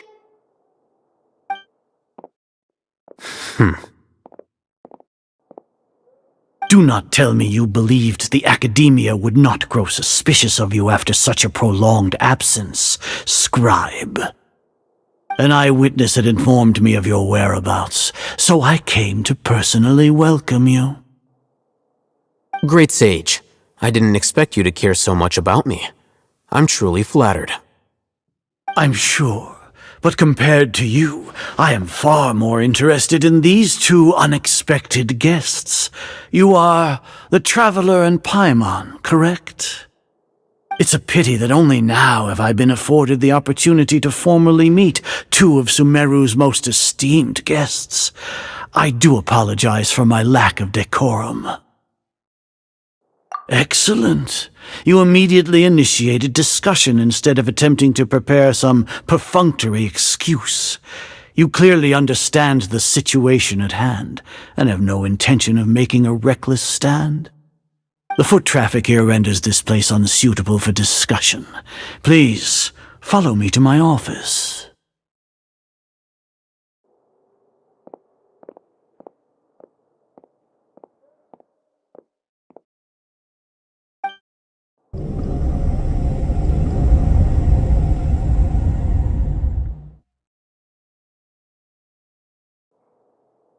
This place is crawling with guards. There's no way out for us. All right then, Traveler. What did you wish to discuss with me? Today is Niagarbaha Day, so I still have many responsibilities to attend to. There is little time for idle chit-chat before I detain you. You seem to know quite a bit about our endeavors. If that is so, then you should be praising our great work, rather than using your trivial misgivings in a futile attempt to sway me. Trivial? Then tell me, what do the Fatui want from me? Worthless. Those are all completely worthless. Benefits, divine power.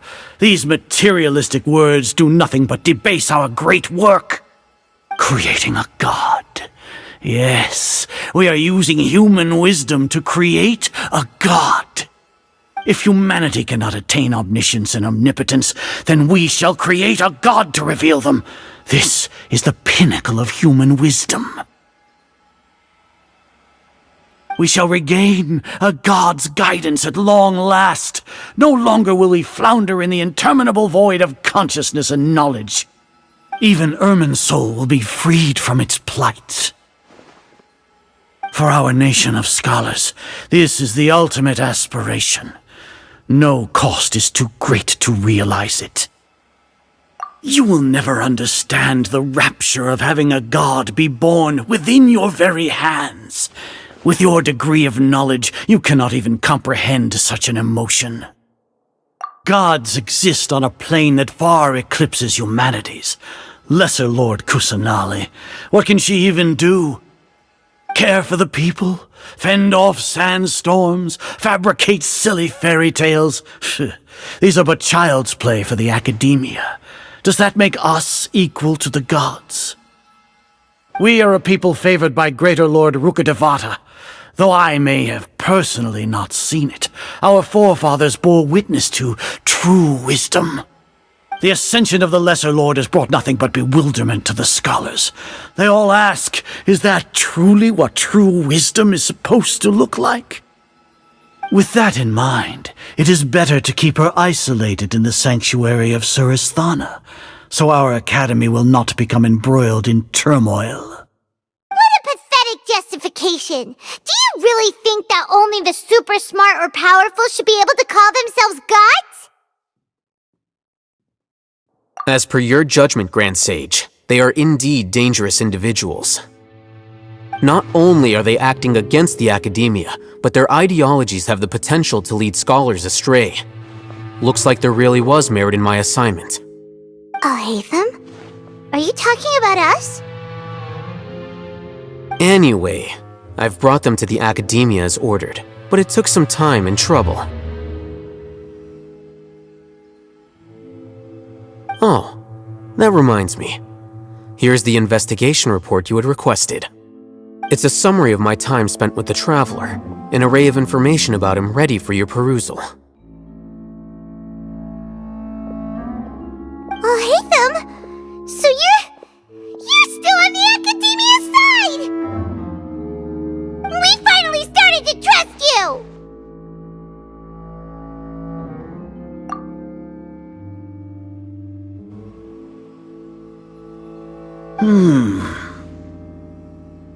Excellent.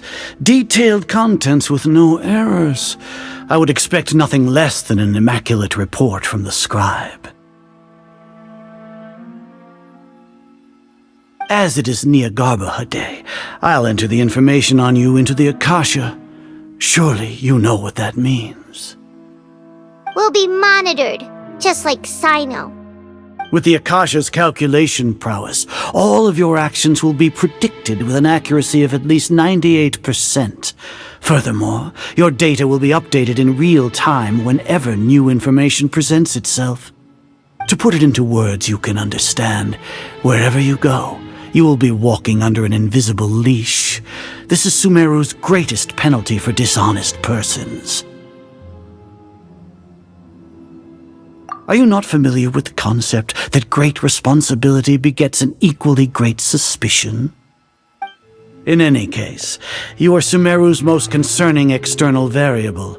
Locking you down will greatly decrease the chance of any undesirable outcomes coming to pass. You're despicable! Despicable? Perhaps from your perspective, but I suppose you had mentally prepared yourselves for this, no? Your ploy was to sacrifice the Traveler here, was it not? Lord Azar, I know what you're trying to say, but I've been following your plan this entire time. Why are you doubting me at this juncture? Must I delineate your entire plan? Very well, I will spell things out. First off, I received an eyewitness report that you were spotted with the Traveler at Caravan Ribat. However, you immediately departed for the desert and escaped surveillance range. Judging by the time, you all likely encountered the truant General Mahamatra in the desert. Am I correct? Maybe Paimon shouldn't have mentioned Sino just now. The Academia had not received correspondence from its scribe for a prolonged time. You were also in the company of the Traveler, a close associate of Lesser Lord Kusanali and General Mahamatra Sino, who had defected from the Academia. With their instigation, what was the probability that you would betray the Academia? Rationally speaking, 50%? 70%? What do you think? Regardless, that's only a guess. The facts are that I've brought the Traveler right before you, and I gave you my report. Indeed, your boldness deserves praise. To think that despite status as an outlander, the Traveler is still willing to sacrifice for the sake of your plan. If I'm correct, you have a contingency plan to save Lesser Lord Kusanali and ruin our great work. Sneak into the Academia on Niagarbaha Day, using Alhaitham's status as the scribe, for there is a good chance that an opportunity to save the Lesser Lord will arise. Should your intentions be discovered, Alhaitham will turn traitor and sacrifice the Traveler, thus proving his innocence. He can then stay inside the Academia and continue searching for a way to proceed forward. As for Sino, according to the Akasha's calculations, he will soon return to the Academia and confront me in person. I suppose this is also a part of your... You'll see me as a traitor regardless of what I say, no? Even if you impugn me, it would have little effect on you all. You misunderstand. Losing our scribe would irreparably damage the Academia's regular operations and the development of Sumeru's future academic systems. However, under the current circumstances, even that is trivial compared to what we stand to gain from our great work. You said that I betrayed the Academia, but you, Azar, you've betrayed all of Sumeru, betrayed its archon. So flight is turned to fight at long last. Guards!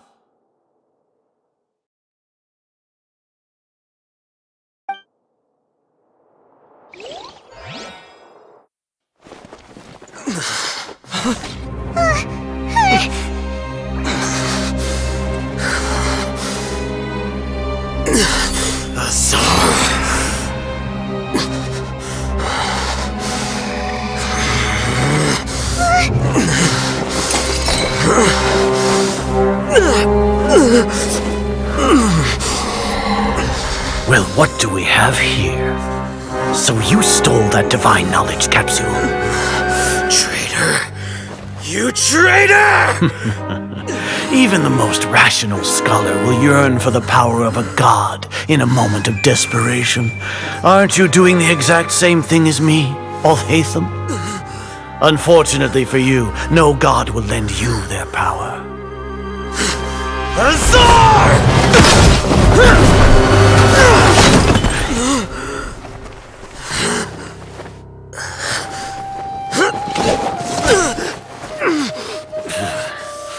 He has gone completely insane.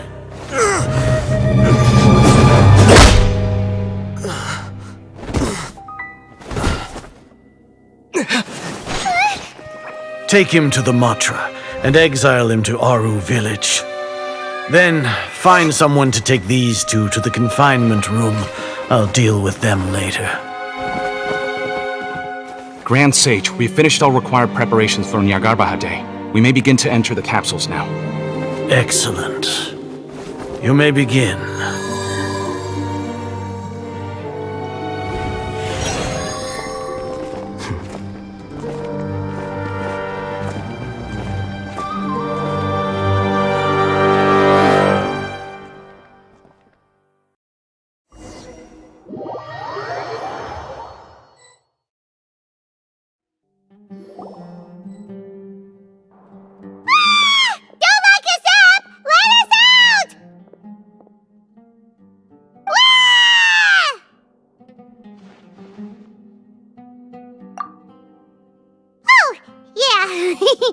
Paimon got a bit carried away there.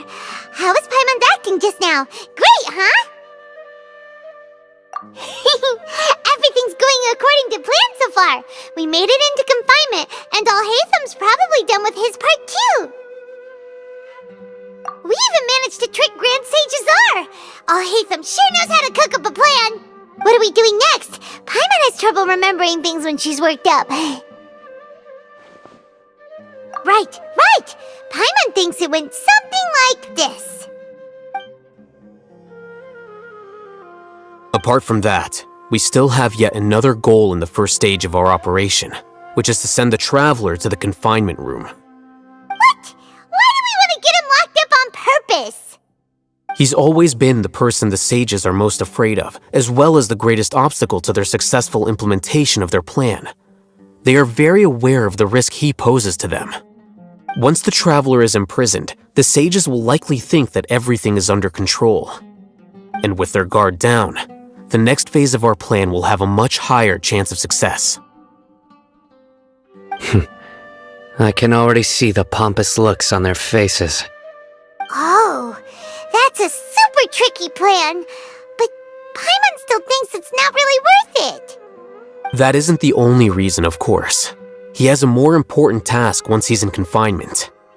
According to the Academia scholars in Ramon's custody, Lesser Lord Kusanali has sealed off her consciousness in the Akasha ever since she was captured by the Doctor.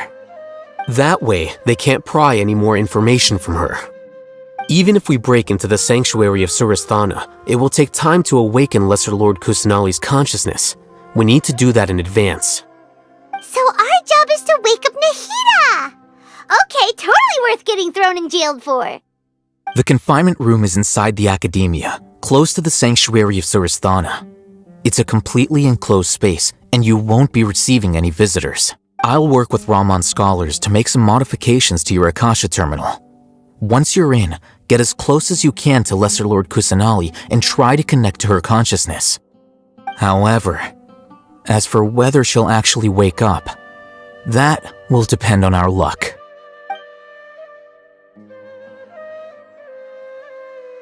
No wonder you've been wearing your Akasha terminal today. It's the one that Al-Haytham modified. Paimon thought they'd take our Akasha terminals when they locked us up in here. Were they being careless? Alright, so what now? Sounds easy enough. We can finally... There's a light flashing on your Akasha terminal. It's almost like... the faster it blinks, the better the signal!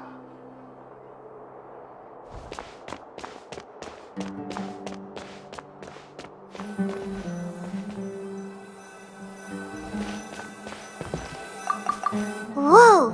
It's Mora! Ooh, Mora! No, Paimon, we're not here to hunt for treasure!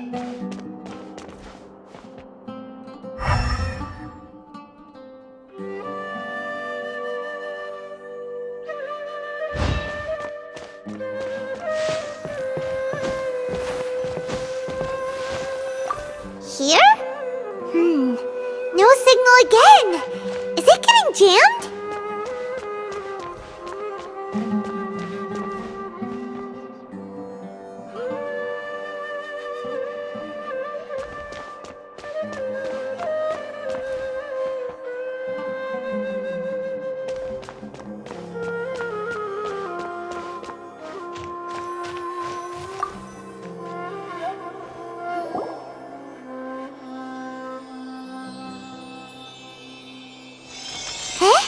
Is this the right spot? Are you getting anything? Please.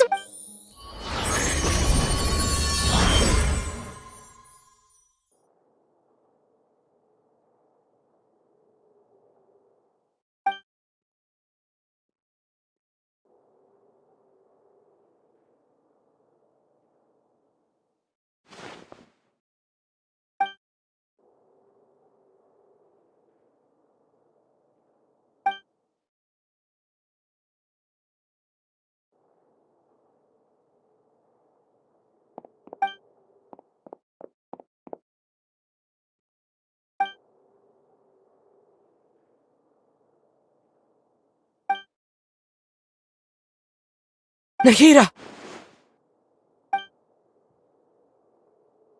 Hey, Nahida!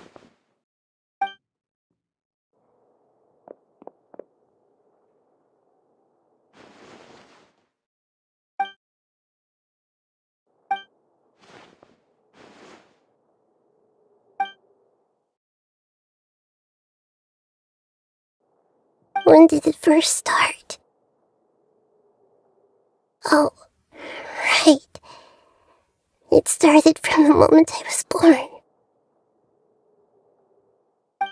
I want to become a worthy archon.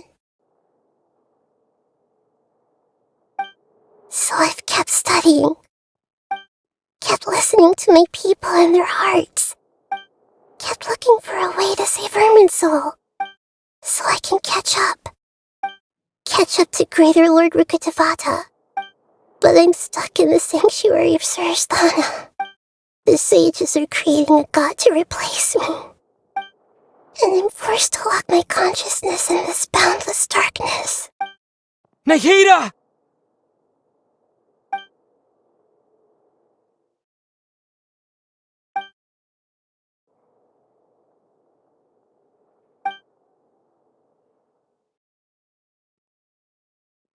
Nahida!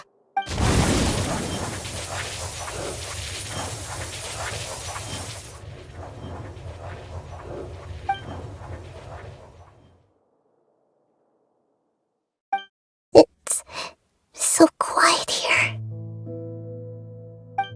Now that I think of it, I don't think I've ever actually listened to my own inner voice. Do archons have them? Should archons have them? Have I been doing the right thing? Am I really not needed? How do I really feel about all of this?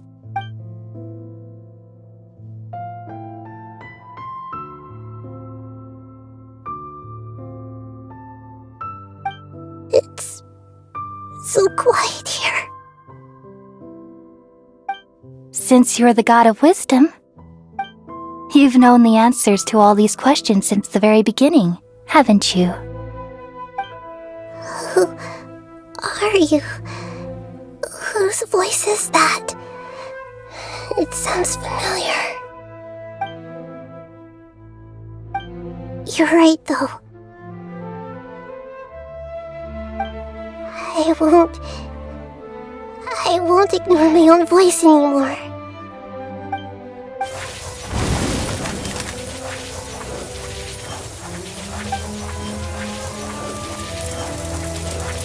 Nahida!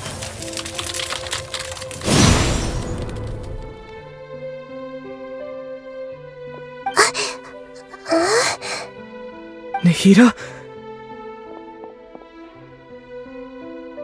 Did you wake me up? Thank you. Why are you here? We're here to rescue you. Are you alright? I'm fine. It's just... when I think of everything that's happened to me, I feel really angry now. You should have been angry ages ago.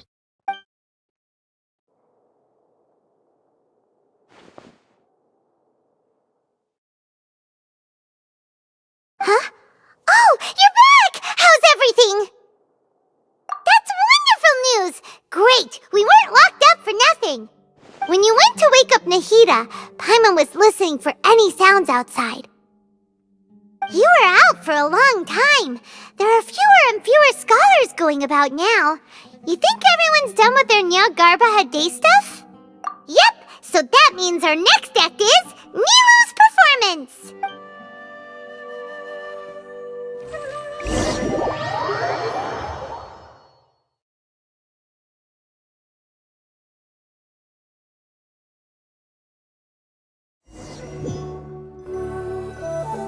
Nilu, are you sure about this? You're taking such a great risk for them. I'm sure, and I'm going. You know that I don't like to pass up any opportunity to dance, and this one is especially important. All right. You seem to have a lot of trust in them, so I won't say more on the subject. But if anything happens, the few of us here may not be able to help you. Don't worry. They've been through worse. Everything's going to be fine. All right. You know, if you really do get arrested, we'll do everything we can to get you back. Be careful, even if it's only for our sakes. Thanks, Mr. Zubair. You're so very kind.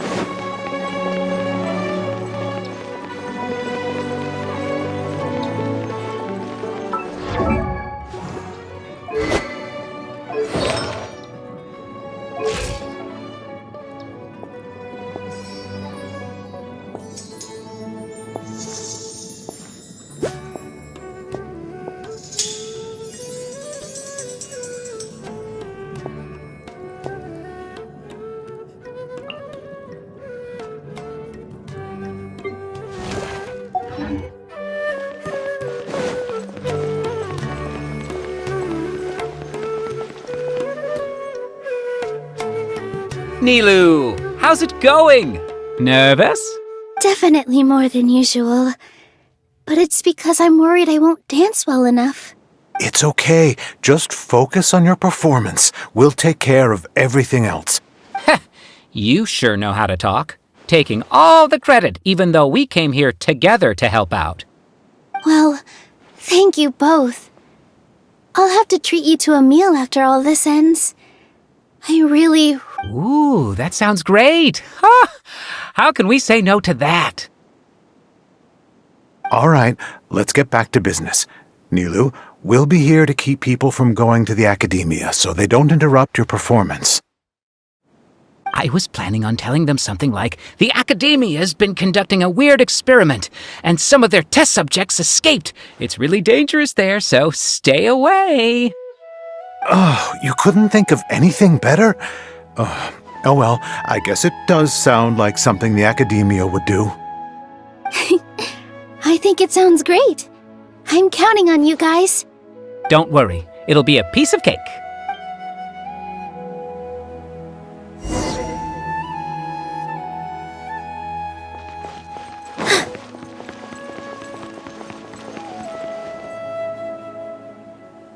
Hey, Nilu! Sorry, it's great to see you, but I'm really busy right now. Our Bait People Away with Yalda Candies plan is working beautifully. Do you want some candy? We have more than we can give out. Vihar, thank you so much for doing all of this. And even dressed up as the Knight of Flowers, no less. I'll pass on the candy, though. I cut back on sweets in the period leading up to a performance, and I'm about to start one. You have a point. The stage is cleared and everything's ready, so you can start your performance at any time. Yeah, thanks to you. I'm really grateful. All right, time to hit the stage. You're welcome. The honor's all mine, since I'll have such a great view of the show.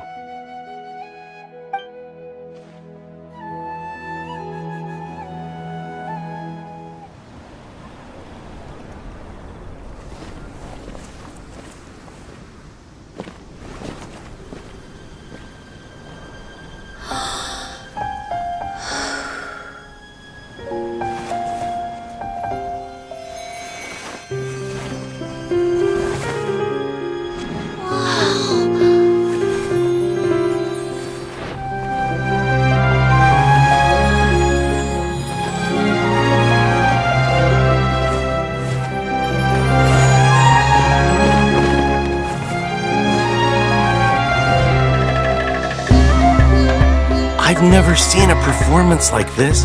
This is incredible. Yeah, but I heard that public performances like these have been banned. I can't believe she's doing this here.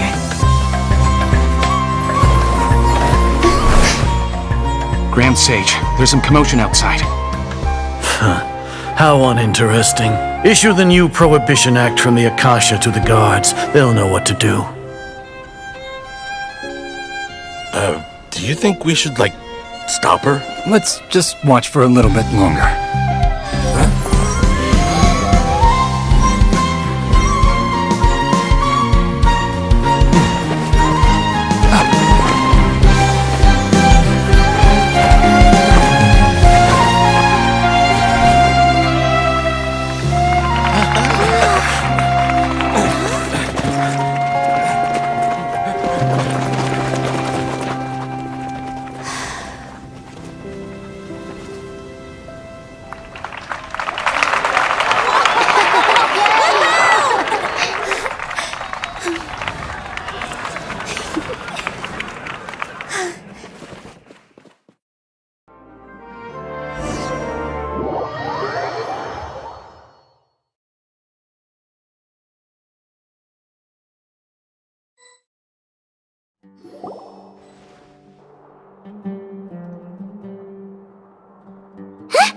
Did you hear that? It sounds like a lot of guards just ran by. Does this mean the plan has moved on to the next stage? Yep.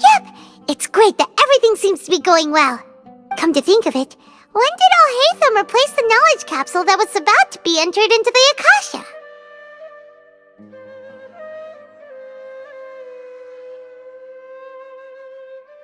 Oh, so that's when he did it!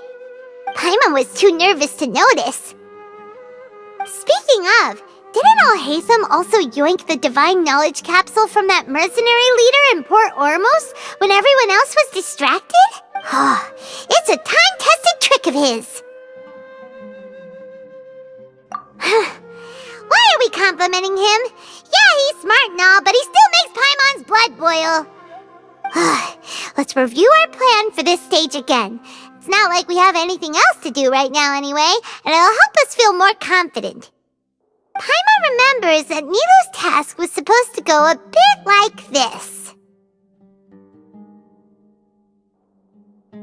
Now that Lesser Lord Kusanali's consciousness has been forcefully sealed, the core figures of the Academia and their guards have started to wear their Akasha terminals again.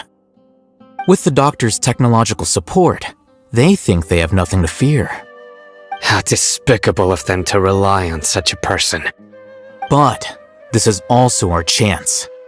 I was originally asked to draft the knowledge capsule for the Artistic Performances Prohibition Act when I was still at the Academia. It should be on the Grand Sage's desk right now, and will be entered into the Akasha during the next Nyargarbaha Day. Are they really going to stop all artistic performances? That's horrible! I'll make an identical knowledge capsule, but this time, I'll smuggle some misleading information into it. We only need to find an opportunity to switch the capsules. Once it's been entered into the Akasha on Nyargarbaha Day, if someone were to be seen performing in public, the sages would definitely use that opportunity to announce the ban, and so the misleading information will be disseminated amongst the guards. Sure sounds complicated, but it seems like if everything goes well, we'll be able to get rid of all the guards in the Academia without any effort. That's pretty clever, getting right into their heads. I just have one question. Even if we manage to get the misleading info out to the guards, how can we be sure that they'll believe it? People who are used to relying on the Akasha become less inquisitive, and their ability to distinguish truth from misinformation is significantly reduced. They will view everything the Akasha releases to them as the unequivocal truth. The Akasha will turn humans into machines. I've seen it happen many times. Yikes. Good thing I didn't wear it for long when I was working in Sumeru City. At first, I thought it was a good thing too. By the way, this plan still requires a performer, right? Do you have someone in mind? Nilu of Zubair Theater. I know her really well. We can trust her. I'm kinda hesitant to ask her to participate in a dangerous plan like this, but we can ask her in person. All right. After the guards in the Academia are gone, then it'll be time for me and my stowaway brothers to shine.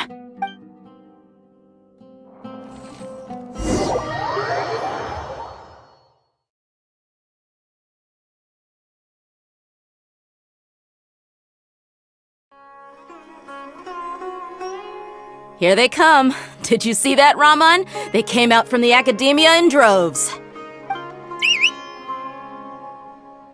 After laying low in the city for so long, this is the moment we've been waiting for. My brothers have already sprung into action. We couldn't do anything to them inside their coop, but outside the Academia, this is our hunting ground. With a lioness like you, the prey sure won't be able to run far. We still need to eliminate the guards as soon as possible. If we give the sages enough time to realize what's happening, the plan's doomed. All they've done is to sit on their cushy salaries and twiddle their thumbs all day while we fought and struggled every day in the desert. The only advantage they might have is their numbers. Speaking of which, most of the guards who report directly to the 6 sages belong to the Corps of 30, but they have a completely different reputation. Following those blasted sages every whim, throwing away all the principles of being a mercenary. As someone in the same profession, I'm obligated to teach them a good lesson today. Indeed, the trap has been set. All we need to do is lead them there.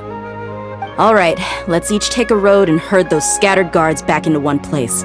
Make sure to attract their attention. Isak will be the key. You gave such an important task to that child. Will he be okay? It'll be fine.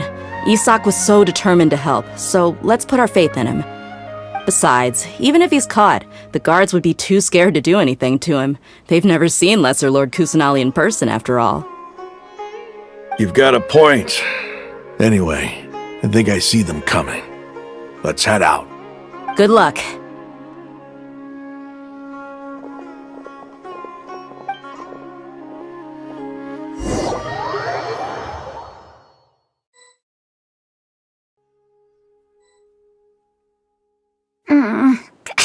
This outfit. Hey, do you remember what you need to do, Isaac? When the guards get here, you'll pretend to be Lesser Lord Kusanali and run away from them. Oh, yeah, I remember. Of course I do.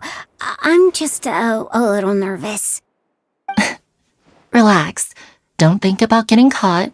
Even if that happens, we won't leave you behind. You only need to think about getting the guards' attention and leading them to the Grand Bazaar. Leave the rest to us. Okay, got it. I'm here to pay back Lesser Lord Kusanali for helping Grandpa. I won't get cold feet. Hey! They're here! I can see the Academia guards!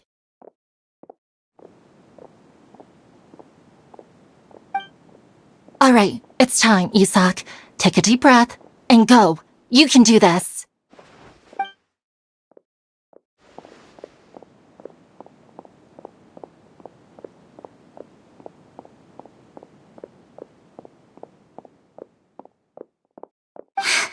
Why is there a guard over there? Did he already run ahead of me? This is different from our plan. But there's no time. I need to make a choice.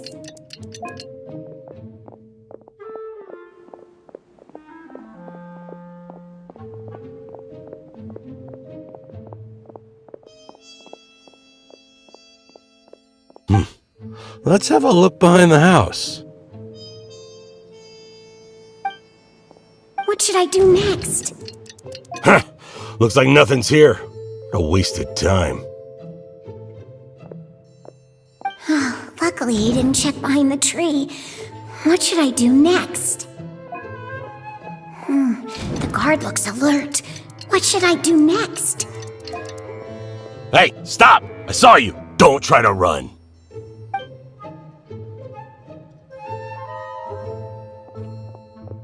The guard looks alert. Doesn't seem like anything unusual's around here. Looks like the guard finally left. I need to go.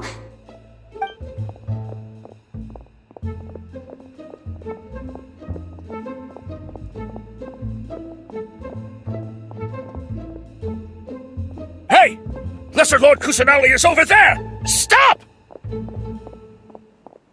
What? Lesser Lord Kusanali? How did I not notice that?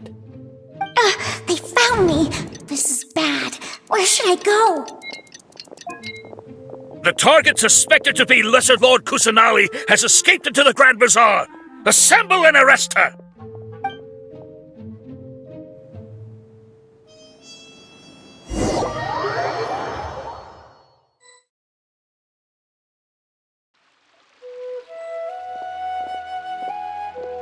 Where did she go? How did she disappear? Did we lose her? Hurry up and find her! Hey, why is your team here? Didn't we say to split up our search? Hurry! Hurry! This place is... Why are you all here? Yeah, isn't it one heck of a coincidence? Everybody's here. What on earth is going on? I suppose that's all of you? Who are you? Did you set us up? What are you planning? Phew, that was rough. I almost got caught. Little brat! So you're not actually Lesser Lord Kusanali.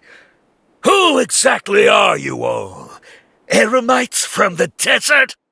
Just some colleagues. Think of this as a business competition, or a personal grudge. After stepping into our traps, stop thinking of yourselves as hunters. Behave like the prey you are.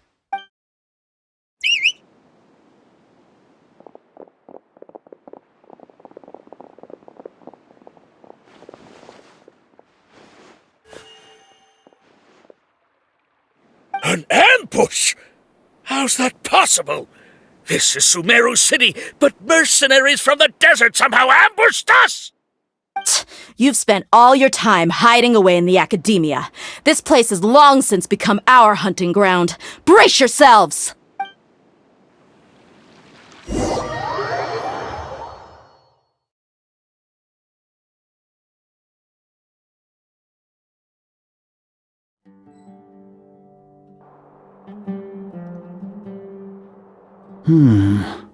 This is odd. The academia has quieted down after the conclusion of the Nyagarbha Day ceremonies, but it's much quieter than usual. Where are the guards? Why have I not seen a single one? Guards? Guards! Grand Sage, how may I be of assistance? I called for the guards. Why did you come? My apologies, Grand Sage. Right now, all Academia guards have entered the city to perform the ordered arrest. I thought you knew. Arrest? Who is there to arrest? I have an ominous feeling. Arrest Lesser Lord Kusanali, right? Is that not what the order was? Lesser Lord Kusanali? You mean she has disappeared? Yes. I wouldn't dare make up something like that. Right now, everyone is in a panic, and many are saying that Lesser Lord Kusanali will take revenge on us. What happened? Just what is going on? Lesser Lord Kusanali somehow escaped? Was it Alhaitham and his party that freed her? That's impossible. The Academia is heavily guarded today, and any order to release Lesser Lord Kusanali would be strictly confidential. Besides, Alhaitham and the Traveler are already in our hands. What manner of trickery did they employ? How could Lesser Lord Kusanali disappear into thin air? Disappear? Wait. How was the arrest order distributed to the guards? It was issued by the Akasha earlier today. Only you have the authority to send messages like that, so I thought it was your order. Let me check.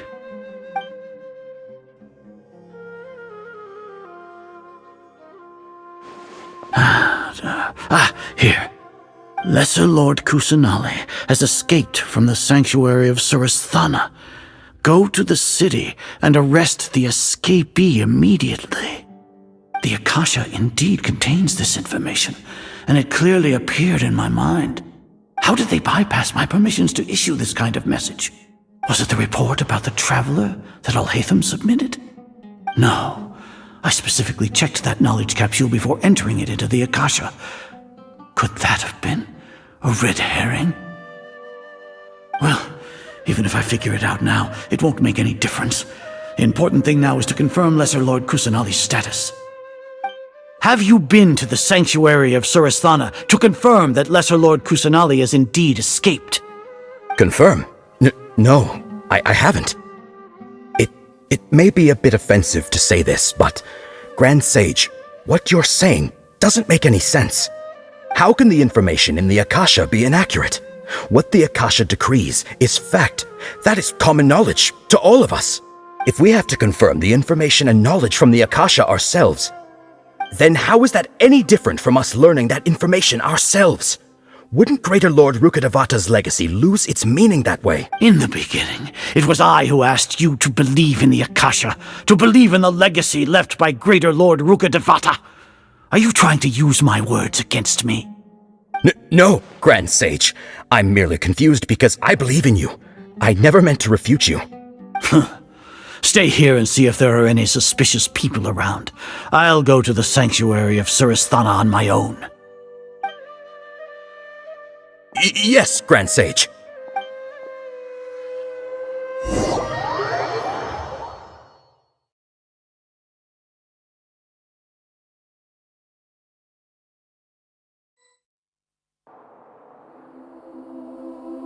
Lesser Lord Kusanali has escaped from the sanctuary of Surasthana. Go to the city and arrest the escapee immediately. How can that be? Stop thinking about it. Stop. It must be a trick of theirs. As long as I personally confirm it.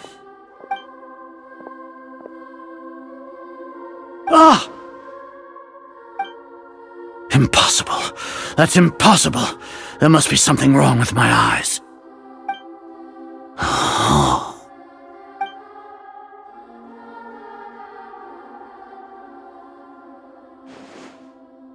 What a comical sight, Azar. Once the Akasha has put certain thoughts into your head, even the Grand Sage can no longer see what's right in front of him. You all can only see the world in your mind, the one you think you know. And precisely because of this, you disregarded Lesser Lord Kusanali's existence. She has been a wise and worthy archon. Cyno, have you been waiting for a chance like this? The Akasha predicted that you would return to the Academia to confront me, but I didn't expect it to turn out like this. I was careless. No, you were blinded. Your faults stem from your reliance on the Akasha. You're still the same as always. I truly did not expect a proud person like you to cooperate with Alhaitham and the Traveler. People change, Azar. Admit it. The Akasha can't predict my actions anymore. Then tell me, what have you found during your investigation? You want to buy time? This is the sanctuary of Surasthana. Under your own regulations, even Academia staff are forbidden to come here. No one will come to save you. As for the investigation, I've at least confirmed that you are guilty of insurgency against the Archon. A serious crime. So what? Did you do all of this so I would plead guilty in front of you, General Mahamatra? No. I want you to plead guilty in front of the Archon herself. You once said that I had no standing to judge you. So now, how about judgment in the name of a god?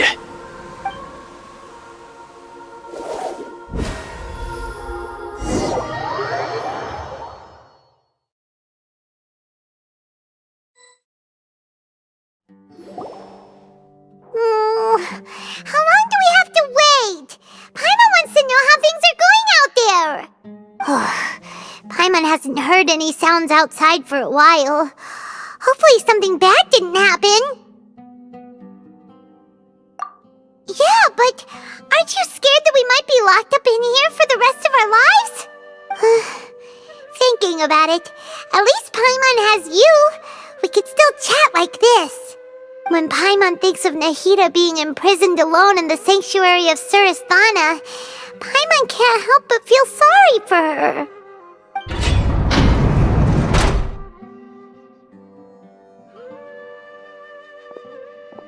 Here comes your savior. Dia! Paimon just knew you would come to rescue us! You two really owe me some big thanks. I had to search through who knows how many guards to find the key here. It felt even more tiring than whacking them. I'm exhausted. Thanks a lot. Need Paimon to rub your shoulders?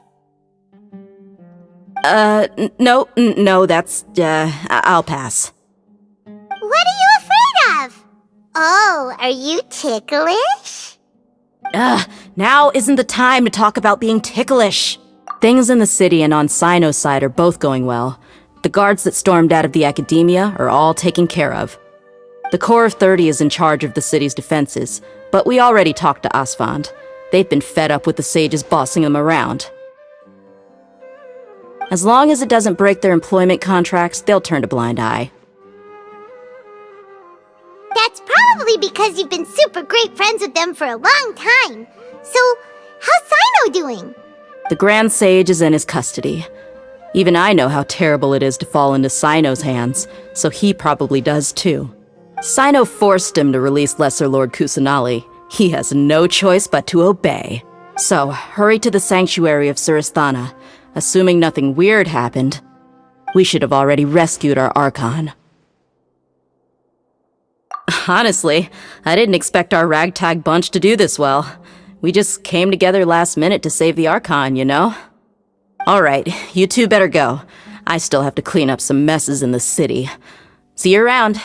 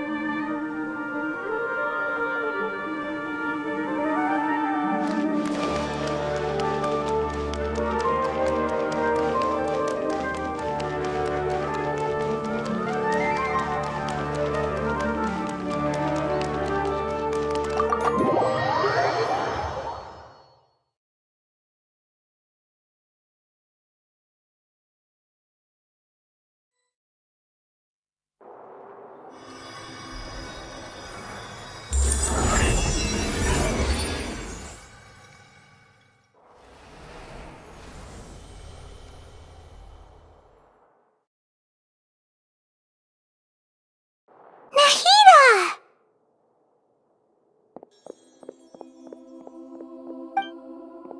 Should I say it's nice to meet you? This is the first time we've met in real life. Before, we've only met in dreams, consciousness, or when I was in someone else's body. Thank you so much for coming to rescue me, but I also need to apologize. During this time, I did some self-reflection. My sense of inferiority and yielding to the academia led to all of this, and created so much trouble for you all. Exactly! We're here because you're a good Archon and one of our friends! Thanks, you two. Amazing. So this is how it feels to walk out of that cage with my own body. It's like I just had an endlessly long dream. I can't even tell if I just woke up or was only now born into this world. My concept of self has become so clear. But now doesn't seem to be the time to indulge in this feeling. This is really embarrassing. You all just rescued an Archon, and now she needs your help to save her country, and even the entire world. It's okay. With you here, Paimon's sure that everything will work out. There's one more thing. What is it?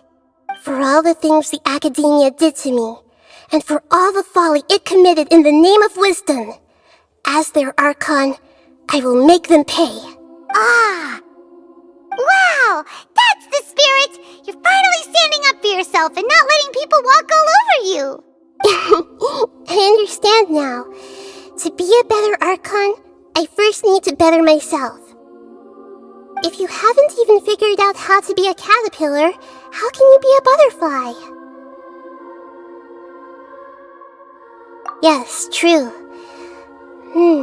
That reminds me. I wonder how far along the academia is with their god creation plan. We need to hurry and prevent the birth of that false god. I need to make some preparations. Since I'm now free, I can establish a direct link to the Akasha and control it.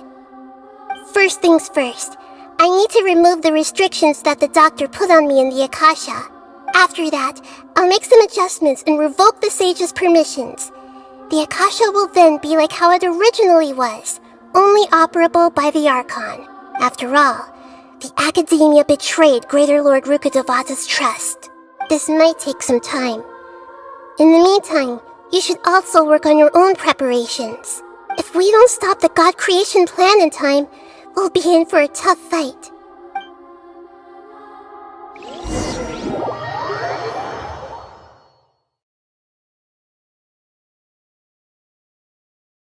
You might as well prepare for a fight! When we're done, we can take a walk around. After all, we missed out on a lot of stuff when we were locked up.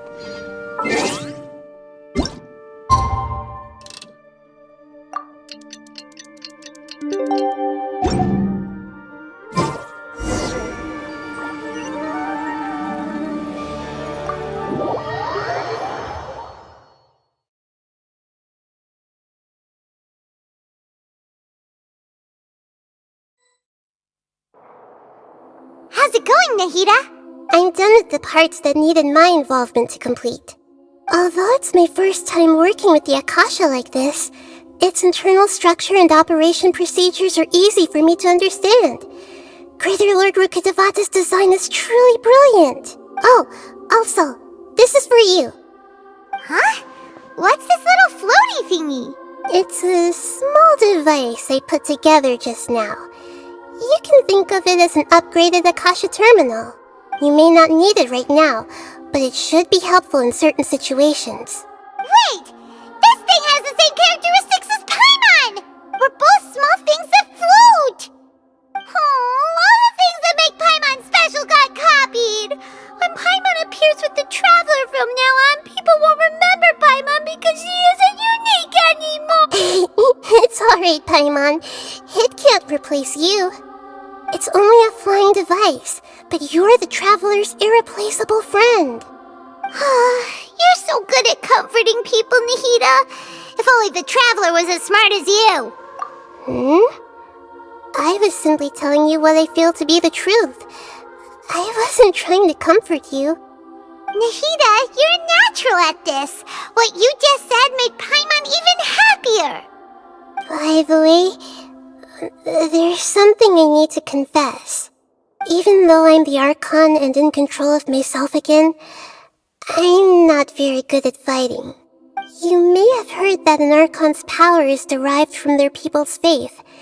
However, I'm not as well loved as Greater Lord Rukkhadevata. If we get into a situation where combat is our only option, I'll have to count on you and I'll do my best to provide support. I'm glad I can rely on you. So the God of Wisdom isn't good at fighting? That actually sounds about right. I've located where the false god is. Time is of the essence, so let's skip to it.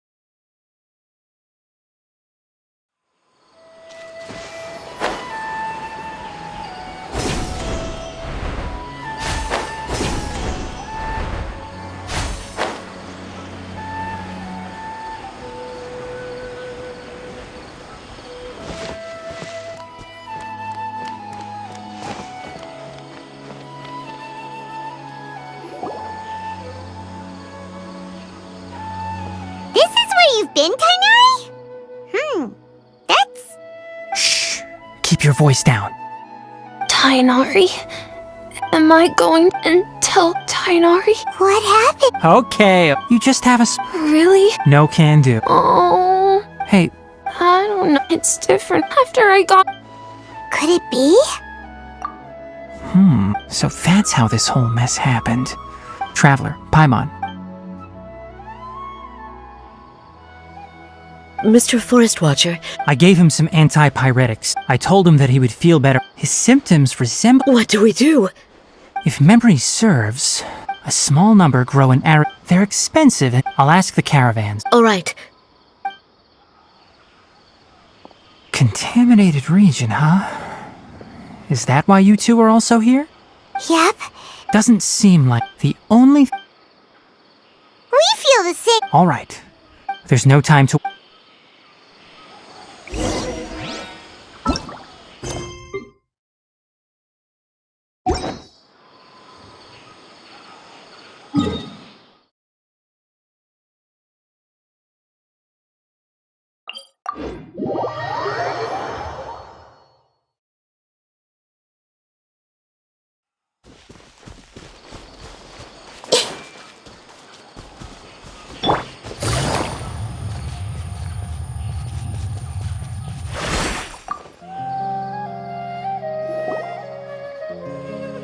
Excuse me, I'd like to purchase some for some... I'm closed.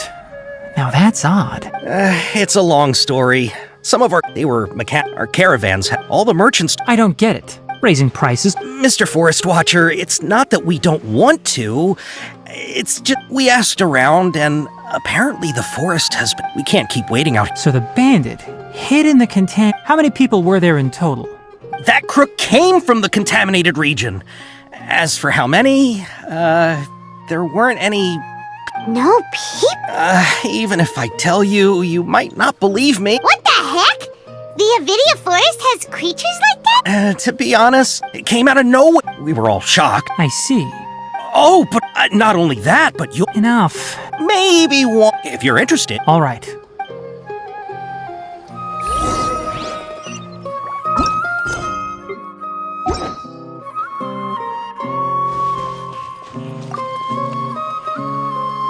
After the goods, it turns out, however, the caravan whatever the case.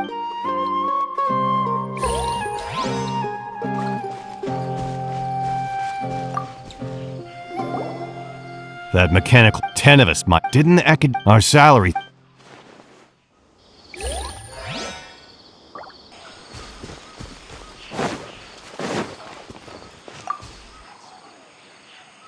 I heard from the caravan. We don't normally. It only shows. You haven't tried. We have. However, it apparently once it's stashed.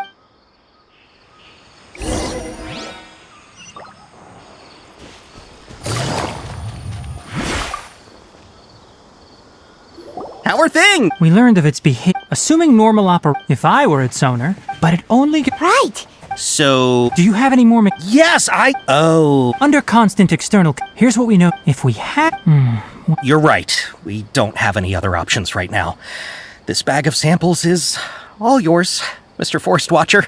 If you can get our good... We don't need anything in return. We'll also need to borrow a sumpter... Oh, yeah. No problem at all. If it means getting our things back, you can... Even... I'll have to once it appears, capture it. Don't worry.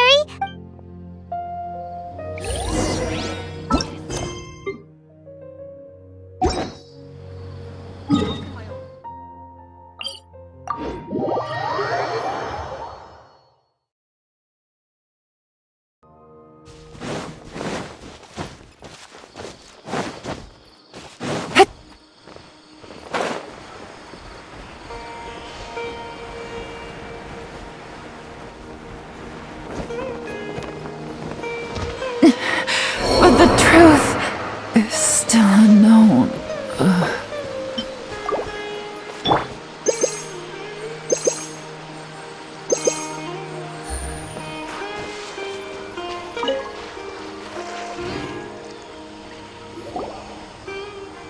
Looking at the trade routes and the contaminated region's current perimeter... Then let's get to... Okay. This sumpter beast isn't familiar with us yet. The Sumpter Beast went ahead. Let's keep up with it.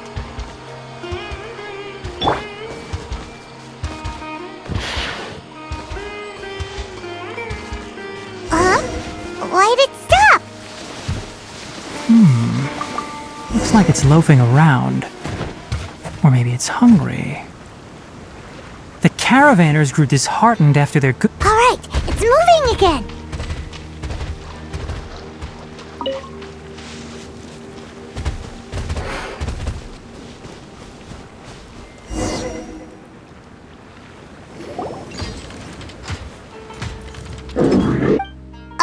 Did you? Ah! Is that the... It looks strong. Be...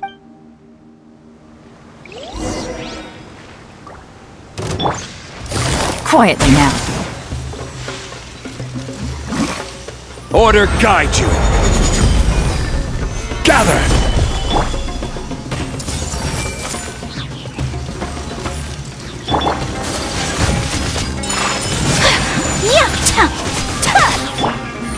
Gotcha. Game's up. Fun's over.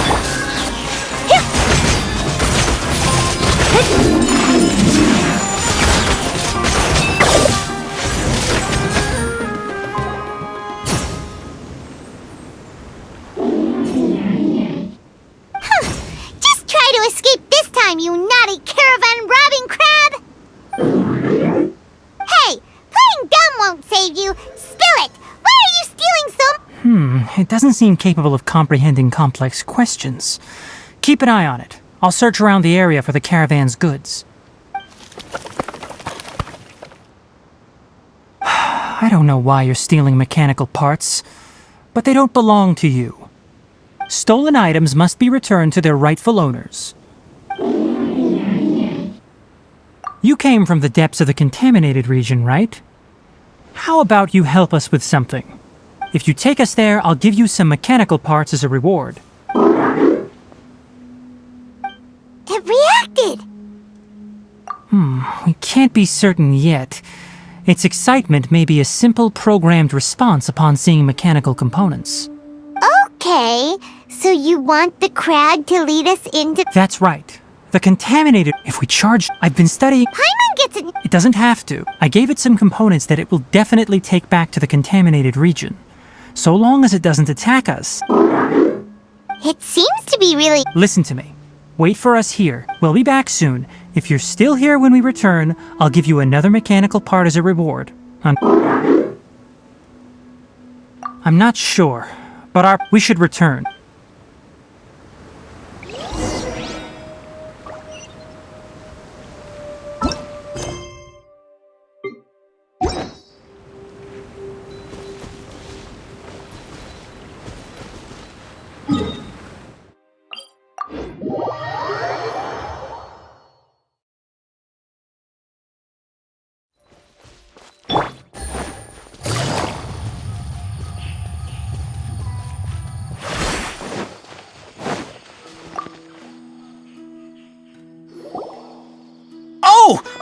These are the mechanical parts that were stolen! You really got... thank you. Don't worry about the... 2 is enough. No, that won't do. Here, I'll throw in... No need. I've already received... Reward? You mean that bag of mechanical parts? But those parts are very useful to me. I retrieved the things you needed. Oh, and before we go, just a reminder, the forest has an intricate and biodiverse ecosystem. Even if they're... Noted. Let's return to the village. The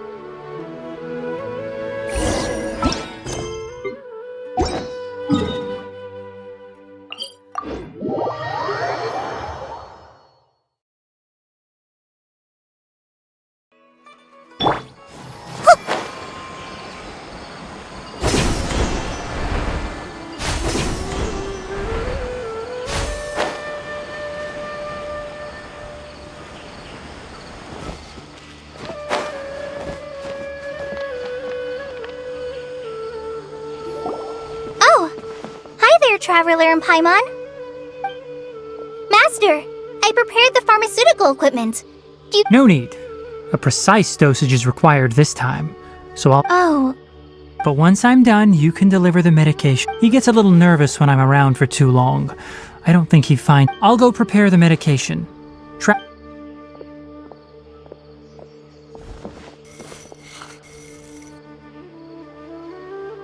How is he? Doing it? That's one... Oh yeah. Suna didn't get It's nothing.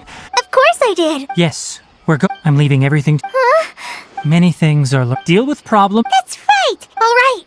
Master, Traveler? You put too much... Let's return and...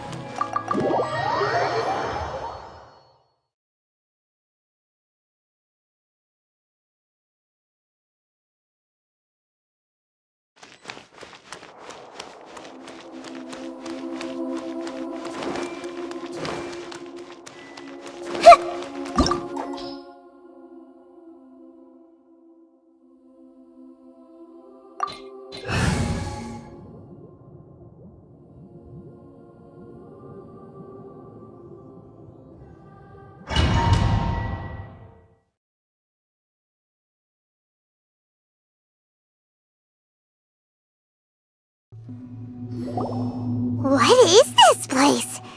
Is this really way we need to go? Wow. Who would have thought there'd be a place like this hidden right slap bang in the middle of the city? The sages wanted to realize their god creation plan without being discovered. The safest and most convenient way would be to build within the academia itself. That's true. They were already hiding one god, so why not two? Judging from the structure here, the project is a huge undertaking. The sages really saw the god creation plan as their ultimate goal. But this place doesn't look like it could have been constructed by the academia alone. The Fatui under the doctor sure didn't hold back. They provided a lot of technological support. Yeah, or else they wouldn't have been that generous. Is that it, though? I've always felt that this doctor is different from the academia sages. He doesn't seem to share their sense of urgency. Instead of being interested in the end product, it's like he's enjoying the experimental process. The Fatui Harbingers are all such weirdos. So, the doctor being weird is actually normal. So, this Fatui that they're trying to turn into a god is called the Balladeer? We had previously come into contact with his consciousness. He harbors particularly strong obsessions. One is the desire for a gnosis, since he was created to be the vessel for one. The other obsession is probably related to his past. I can't quite explain it. Paimon knows that he was a prototype puppet for the Raiden Shogun before he became a Fatui Harbinger. That's why he wants a gnosis so badly. There's no way he'd willingly be a test subject. Now with that temper and ego of his. It sounds like you know the Balladeer quite well.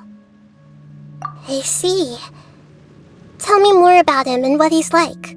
The more we know now, the better we can plan for and react to any future situation.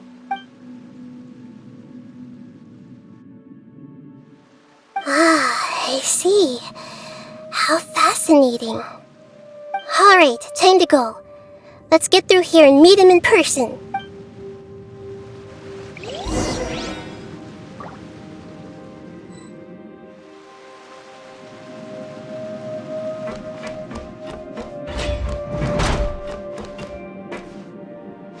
I see everything! Let's begin.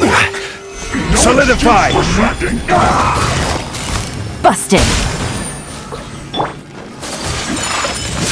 Kamisato out. Sumetsu! Send this quickly! Yeah. I will end Yeah. this battle.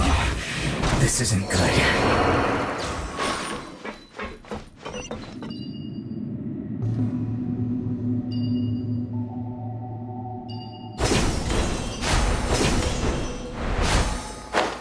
It looks like we can climb up these pipes.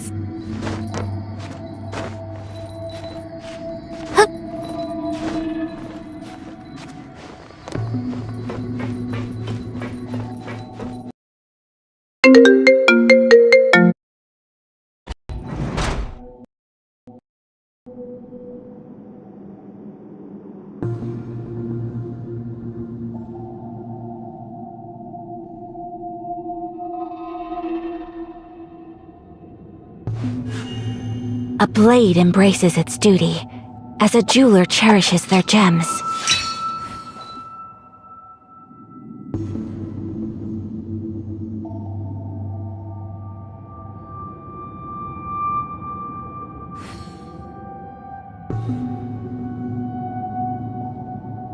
So this is a day in the life of the traveler.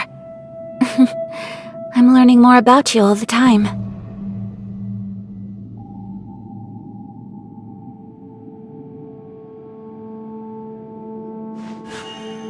A blade embraces its duty, as a jeweler cherishes their gems.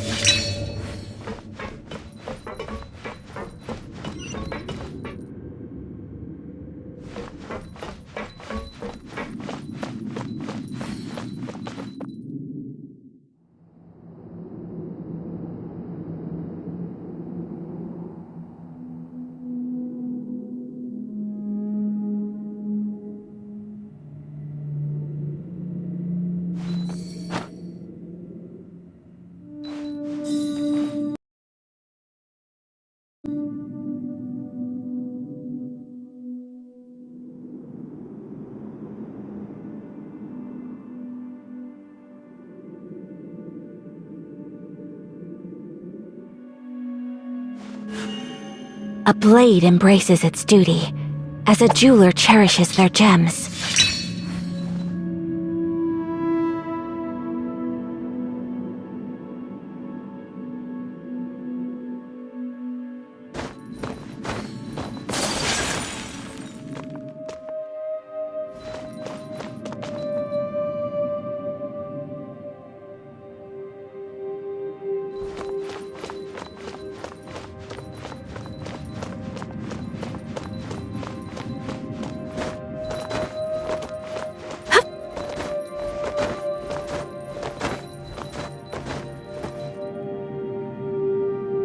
The pattern on the ground seems all messed up.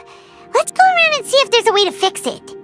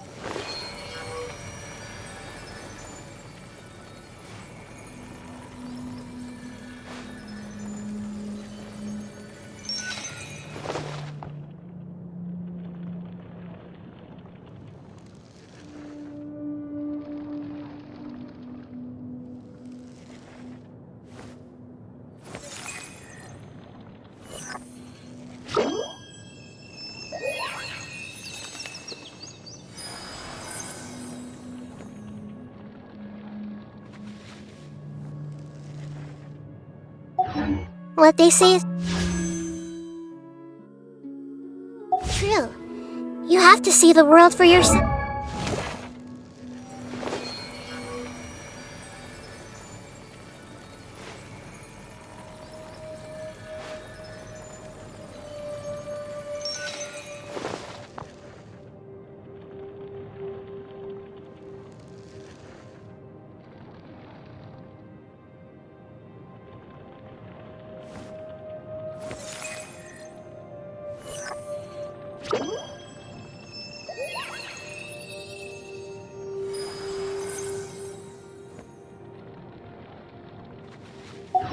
To appreciate how beautiful it is.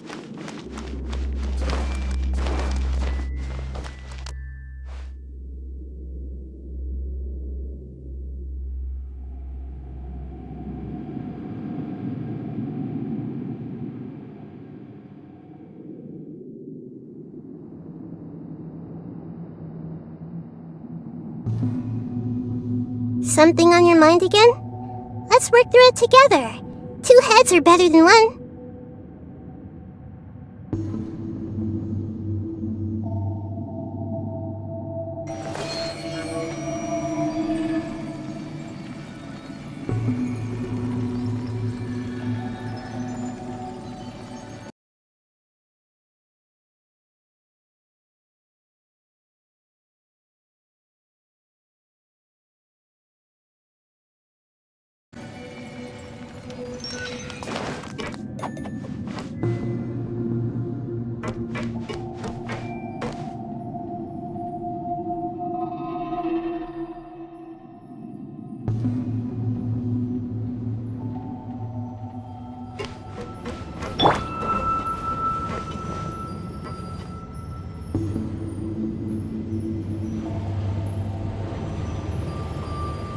It seems to have stopped.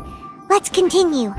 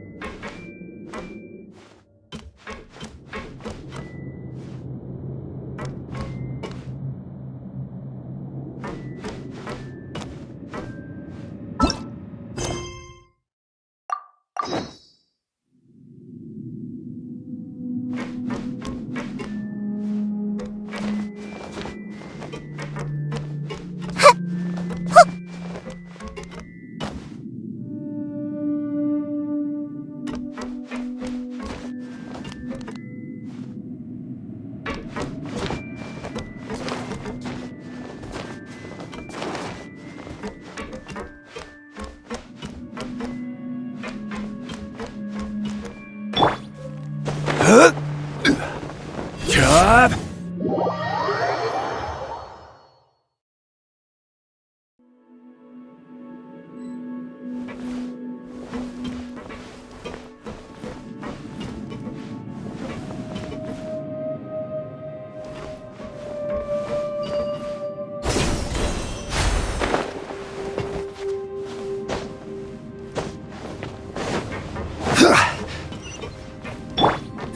Quietly now.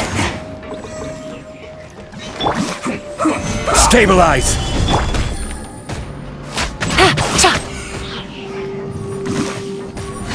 Gotcha! I will end you. This is bad.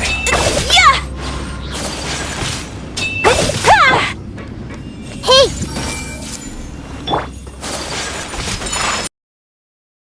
My apologies! This isn't good.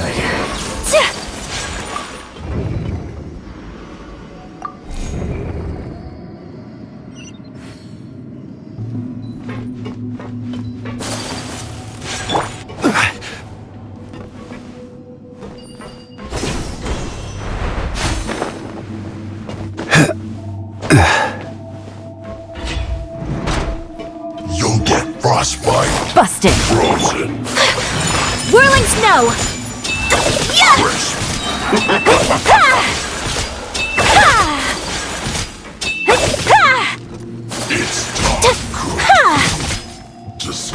Take flight! Sakura swirl!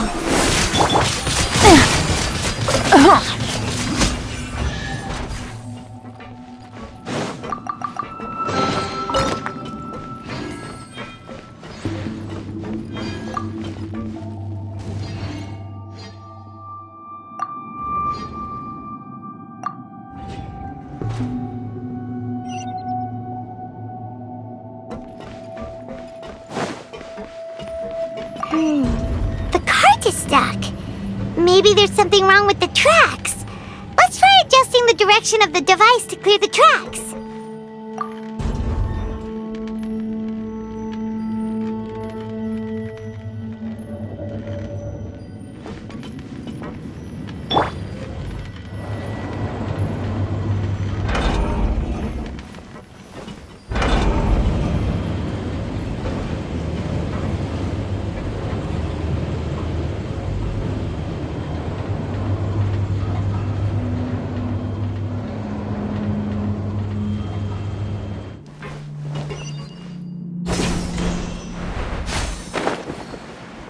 You're in high heat.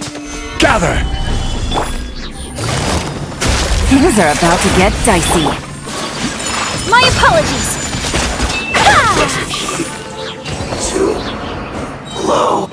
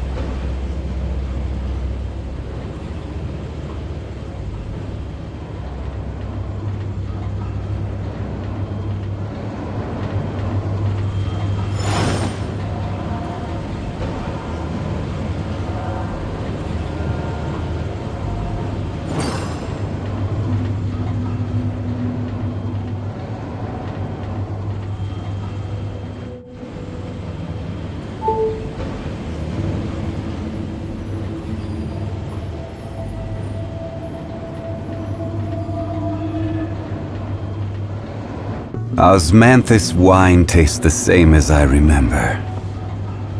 But where are those who share the memory?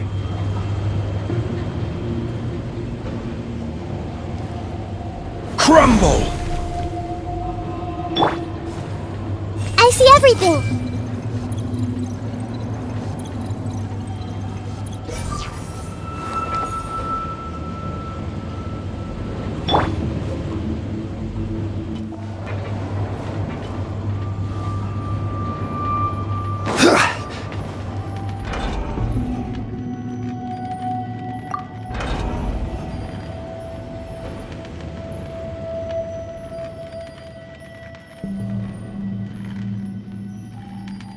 Boats are made for transferring commodities back and forth, and those that come across Liyue tend to stay a while, so it is where many things come to settle.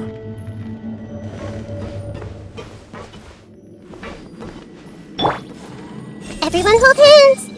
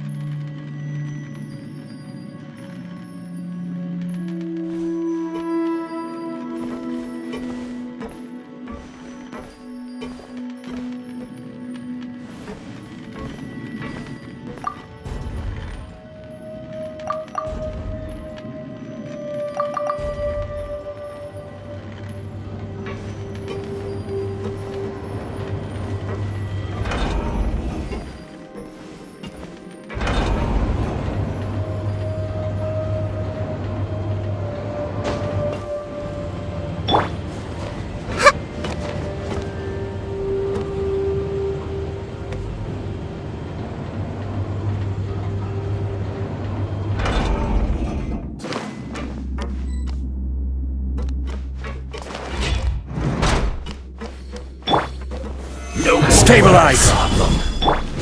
Gotcha! Here comes the catch! Whirling snow!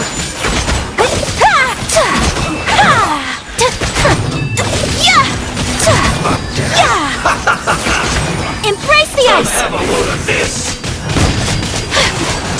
My apologies! I will have order! Solidify! Busted! Things are about to get dicey.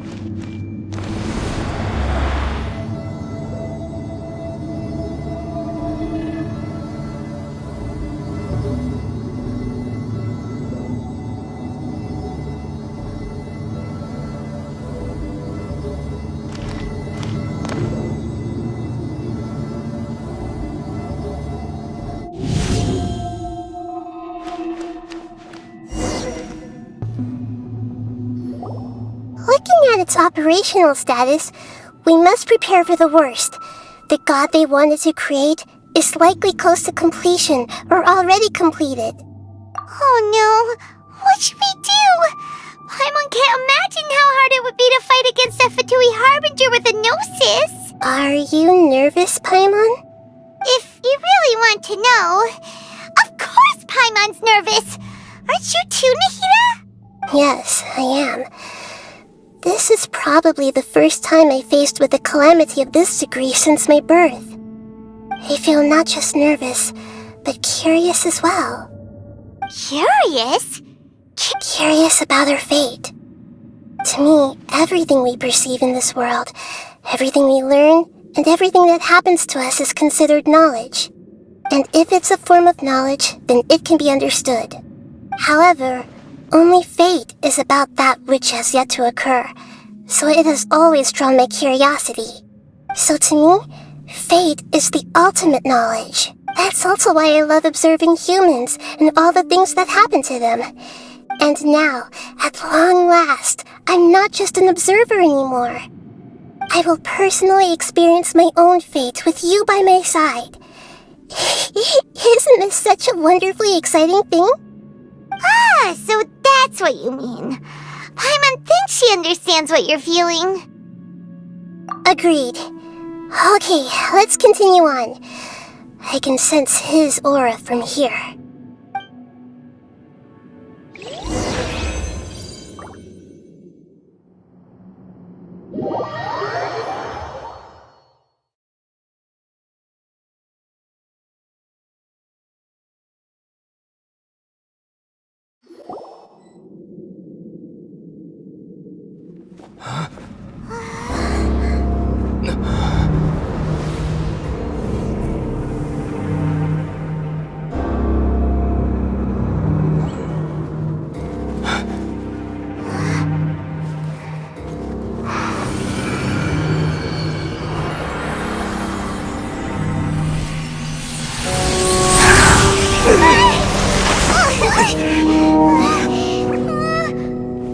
Who would have thought the world would be so eager for my birth?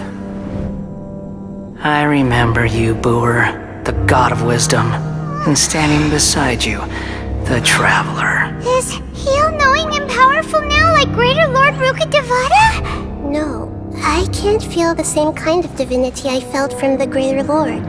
It seems that the sages didn't get the chance to infuse the divine knowledge capsules into him. But even still, he has undoubtedly become a true god now. So we're too late? The Balladeer has already become a god? The Balladeer. A long bygone title. When my spirit ascended to divinity, I felt as if I had existed for the same number of epochs as heaven and earth. Looking back, the existence of what once called itself Kunikazushi appears infinitely small and ugly.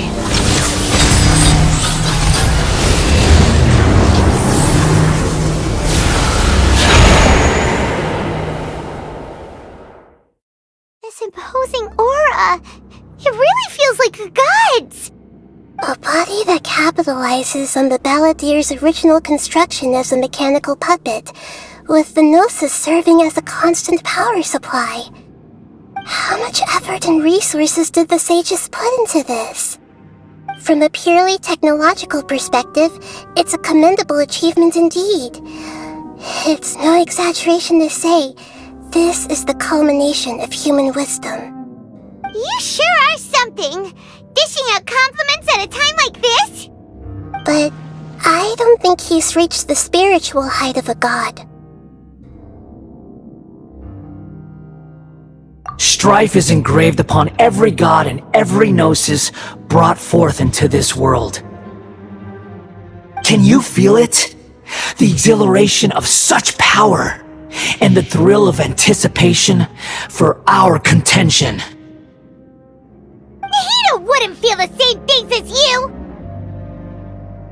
Do you not realize that you are interrupting a conversation between gods? Lowly creature, know your place! The strife engraved upon a gnosis. You're talking about the Archon War. Tevat's current peace was not easily won.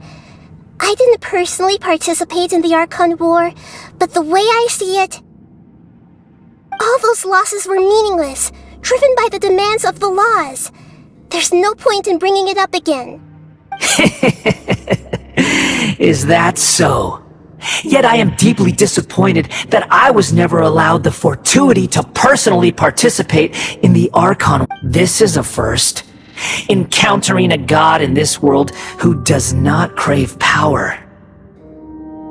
No wonder your own people have abandoned you, god of wisdom. Your judgment is as your existence, unsubstantial. This is where everything ends, Booer, the god of wisdom. You should know that wisdom cannot solve every problem. Like now, where your only option is to face me in combat.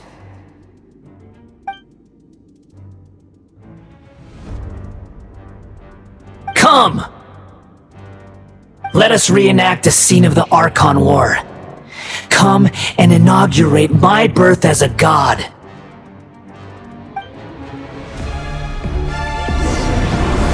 Churn!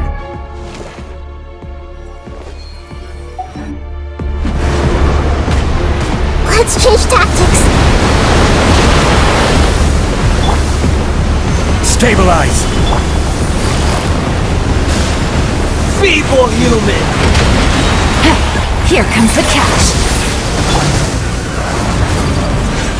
Take flight! Kamisato art! Sumetsu!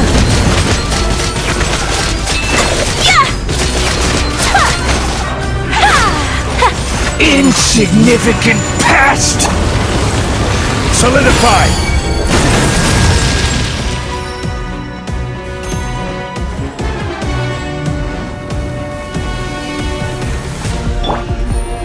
Quietly now. This is order. Gather!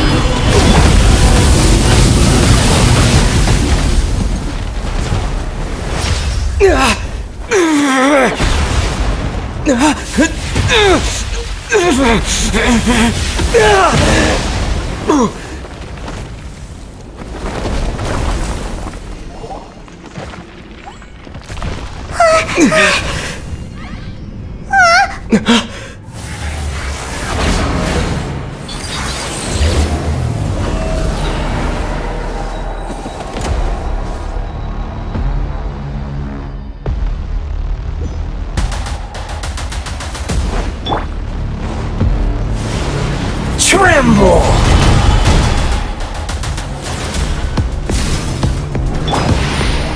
Burn to oblivion!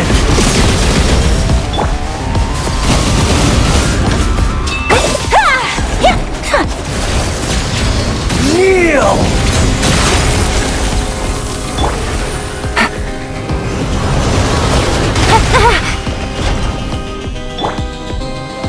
Stabilize!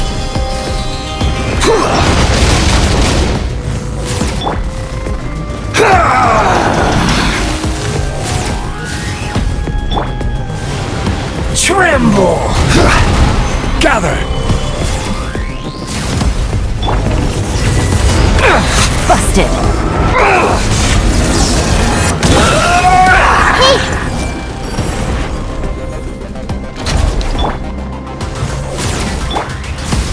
Stabilize! Reality is pain!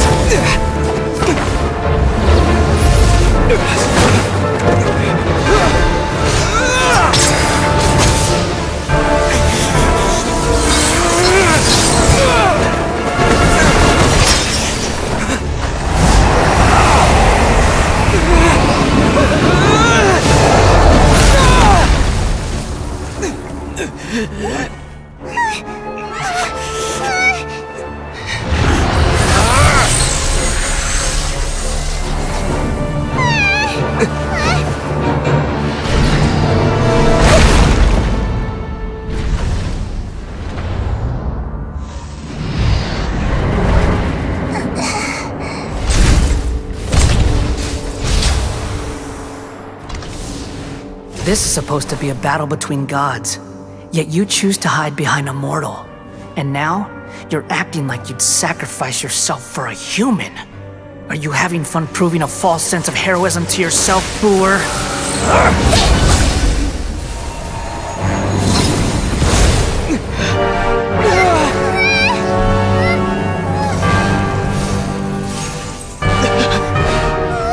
The data collection is almost complete. Do you even know how many times you've tried to take my gnosis from me?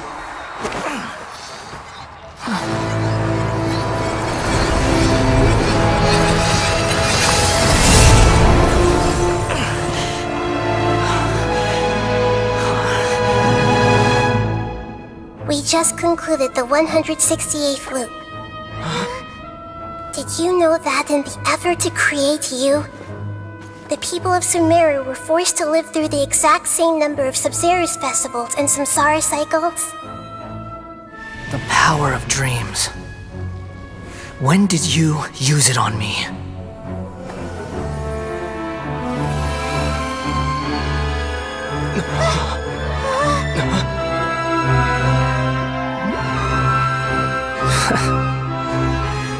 You can't even defeat me in a dream. What do you hope to achieve with this little trick? Come, Traveler. Just like before. Allow me to awaken the memories in your dreams. All that battle experience! It's more than that.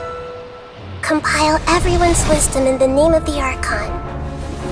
That is the original function of the Akasha. I've sent everything that happened just now to the people of Sumeru in the form of knowledge.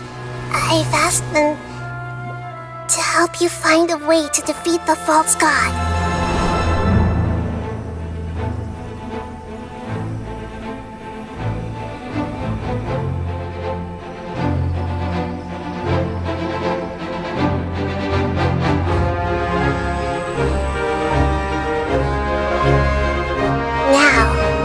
All of Sumeru's wisdom is at your disposal. Meaningless tricks won't save you!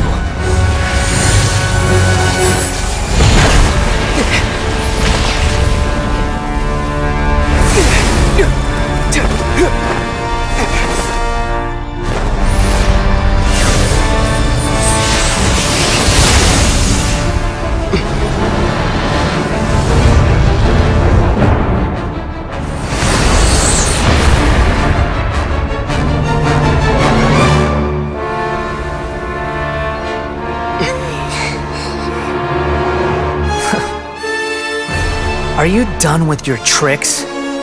Can I finally take this as a real battle between gods?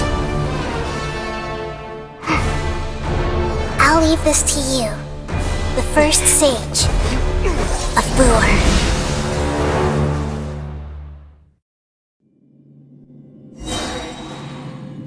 1,000 eons, mine to dominate!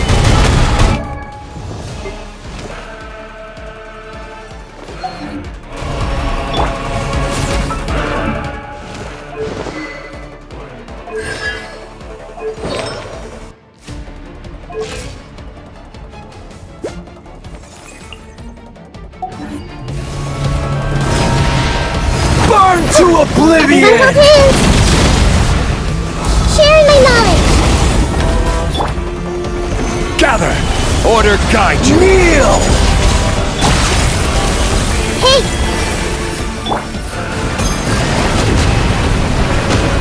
Quietly now.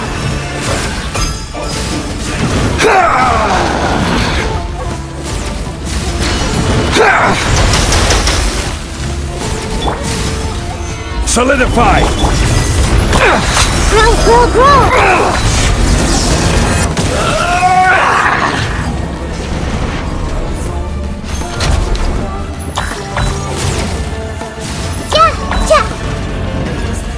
Reality is pain! Gather!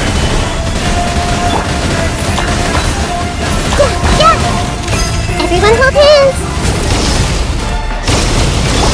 Good riddance, cruel world! Stabilize!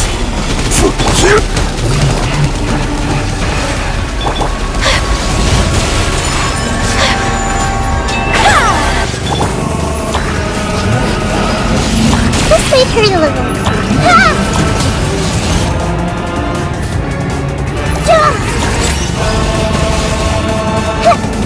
Hey!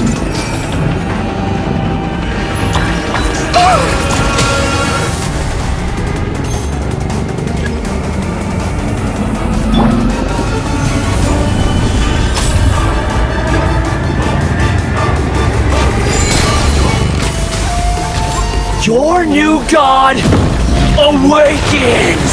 Even bedrock can be turned to dust. Now, your eyes have been opened.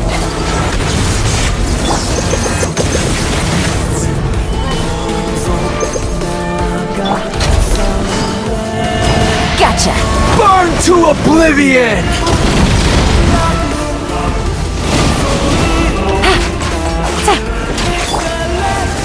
Gather! Kneel!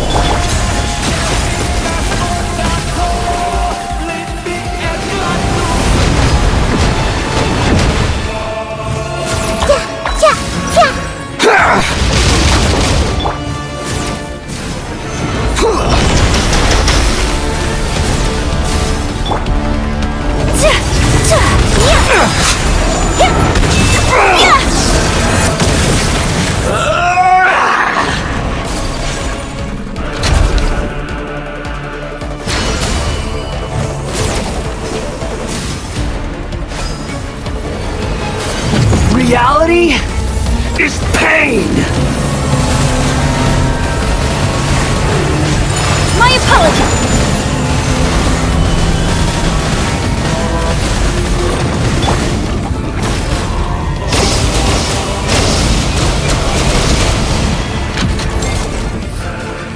Everyone hold hands!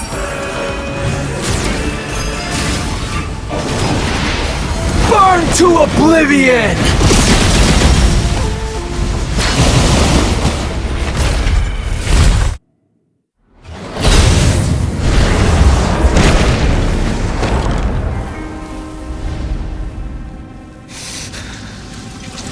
Humans. Filthy humans.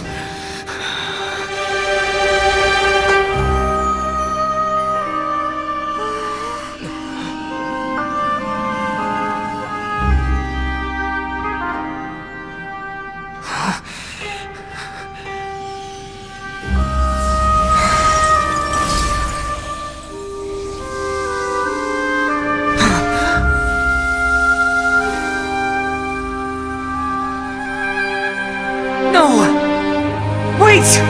Please! Anything but the Gnosis!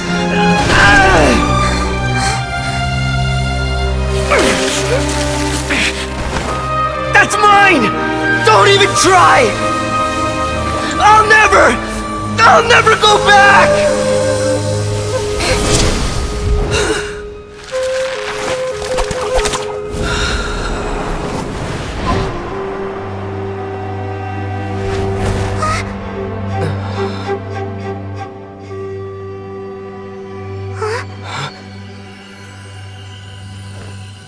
We haven't yet found the answer to the most important mystery. Irminsul is still waiting to be saved. With the power of another Gnosis, we may now finally understand the last memory of Greater Lord Rukkhadevata.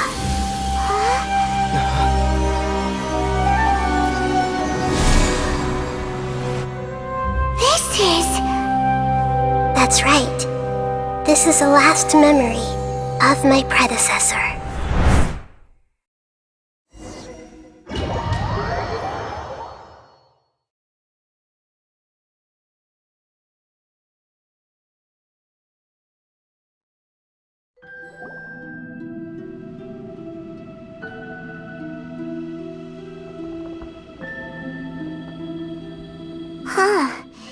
This sure seems very different from what Paimon imagined. Shouldn't Irminsul be in this realm of consciousness? Yes, that is our destination. But I didn't expect the remaining consciousness of Greater Lord Rukkhadevata to be as polluted as this. Forbidden knowledge? It seems you know about a concept that even I don't completely understand. Could you tell me what you know?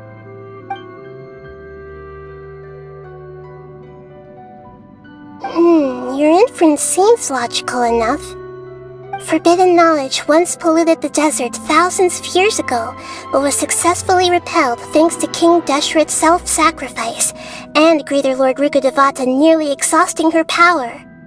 Then, a second instance of forbidden knowledge pollution occurred during the Conria Cataclysm 500 years ago. But I'm afraid it is much more serious this time, with Irminsul itself already in danger.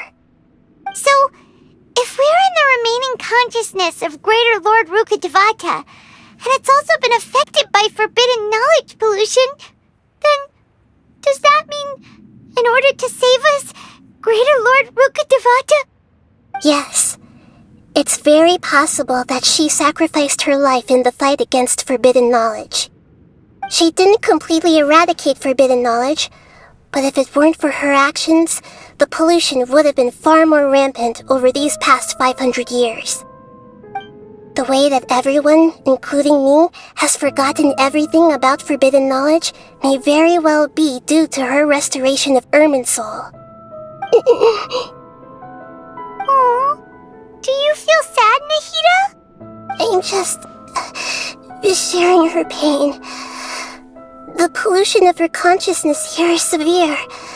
There is madness, chaos, and pain all around us. Did she fight to resist the forbidden knowledge pollution in such terrible conditions, all the way up to her last breath? She even used her last remnant of lucid consciousness to leave a clue for us to follow.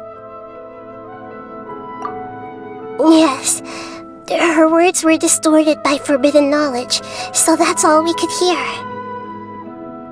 But now, we have a chance to find the answer to this mystery. We can cross the polluted consciousness until we found the right path to meet with her lucid consciousness. And then, we'll let Greater Lord Rukkhadevata tell us the truth in person. Each of us need to be mindful of the state of our own consciousness while we are here. Even with the Gnosis' protection, we must always keep a clear mind. Otherwise, we could go mad at any moment. That's so scary. Don't worry, it should be easy enough for you to keep that mind of yours clear, Paimon. Let's go.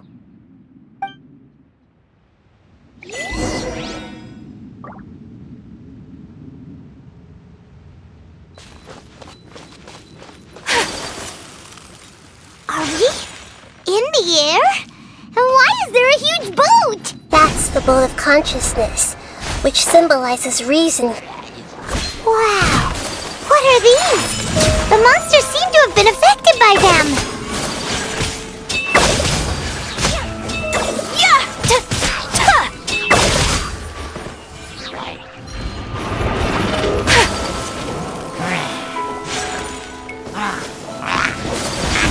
My apologies!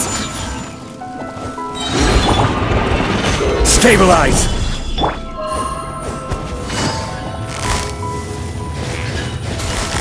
Busted.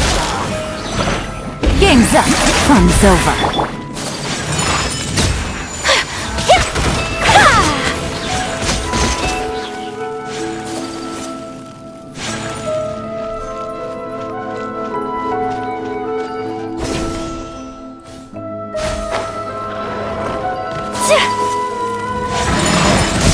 I will have order! Gather! Gotcha. Here comes the catch. Whirling snow! Sakura swirl!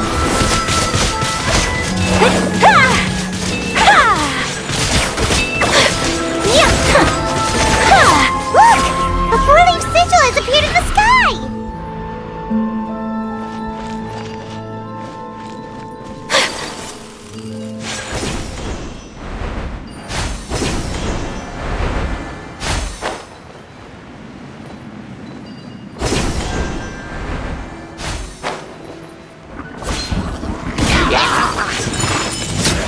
This is order!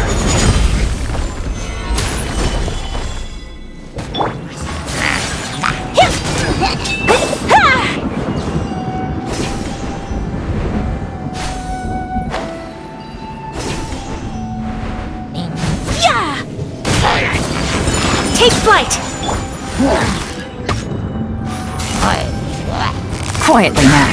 Things are about to get dicey.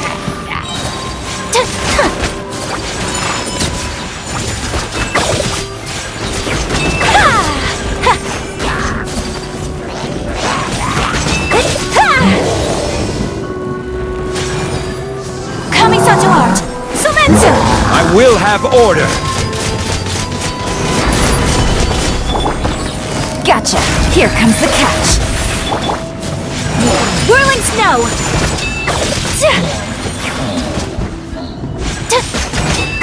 To control the boat of consciousness, we need to find the helm first.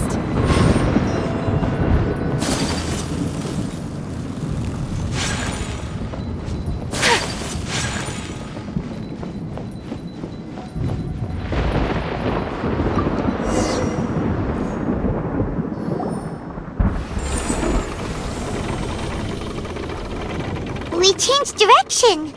Are we still going the right way, Nahida? Judging from the current route, the boat of consciousness will soon take us out of here.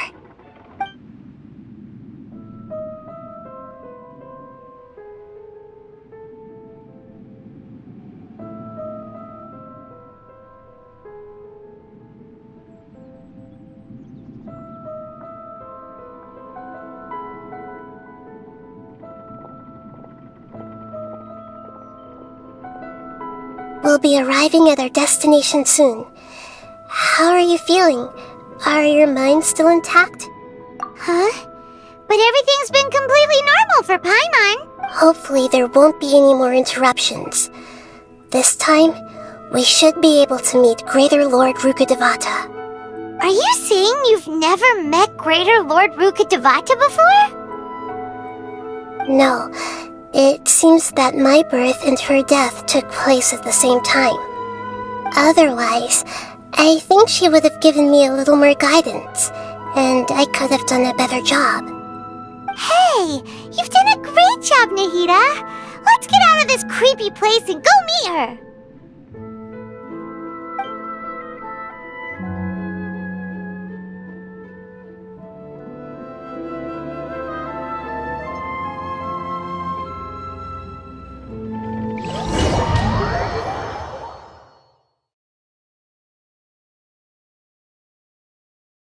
So, is this the place you were talking about? The base of Irminsul?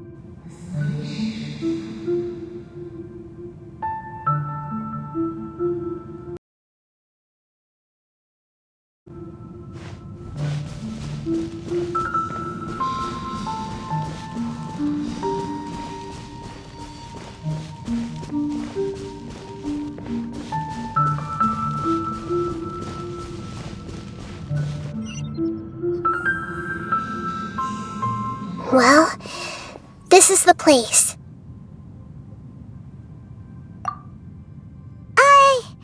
We're here to find Greater Lord Rukkhadevata, right?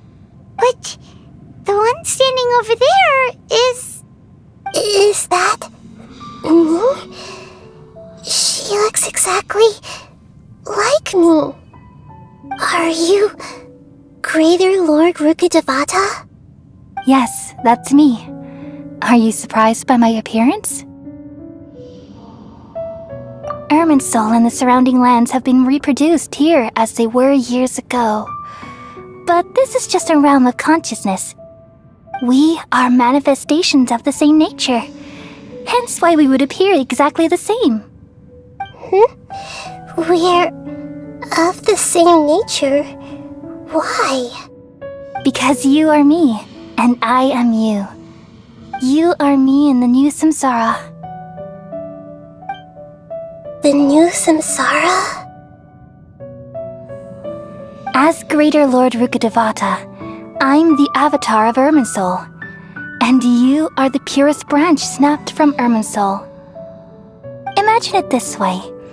Even if a tree dies, its branches will eventually take root and grow, continuing the tree's life in another form.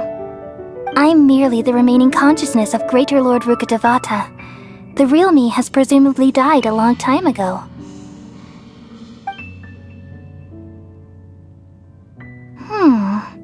Judging from your appearance, I've probably been dead for 500 years. But you're finally here. My new self in the samsara.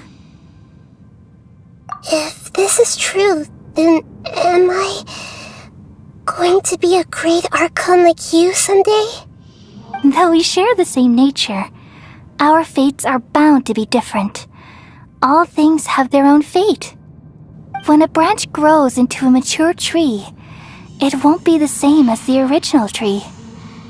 That's why fate is the ultimate knowledge, isn't it? That's a great insight. Yes, very good. It's also precisely why you won't become like me. Really? But perhaps you may become an even greater archon than I. I already see a determination in you that I didn't possess in my time, and the future that it leads you to will be yours alone. Along with the blessings from your past experiences.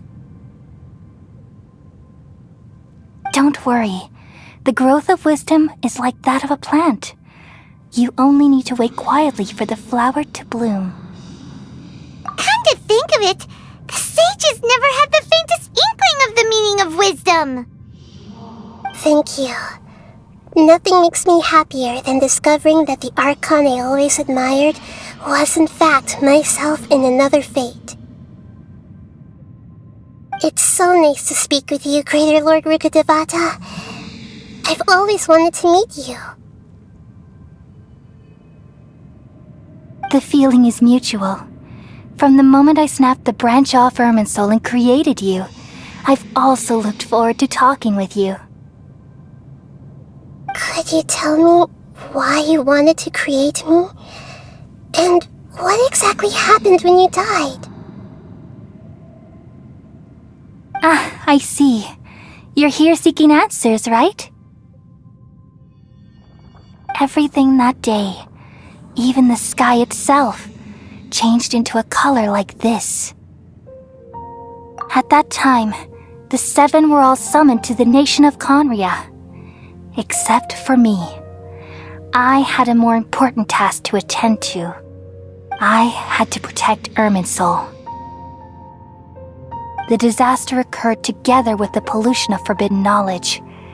At that very moment, with my consciousness connected to Irminsul, I sensed something was wrong. The pain started to torment my mind. By the time I reached Irminsul, it was already displaying signs of corruption.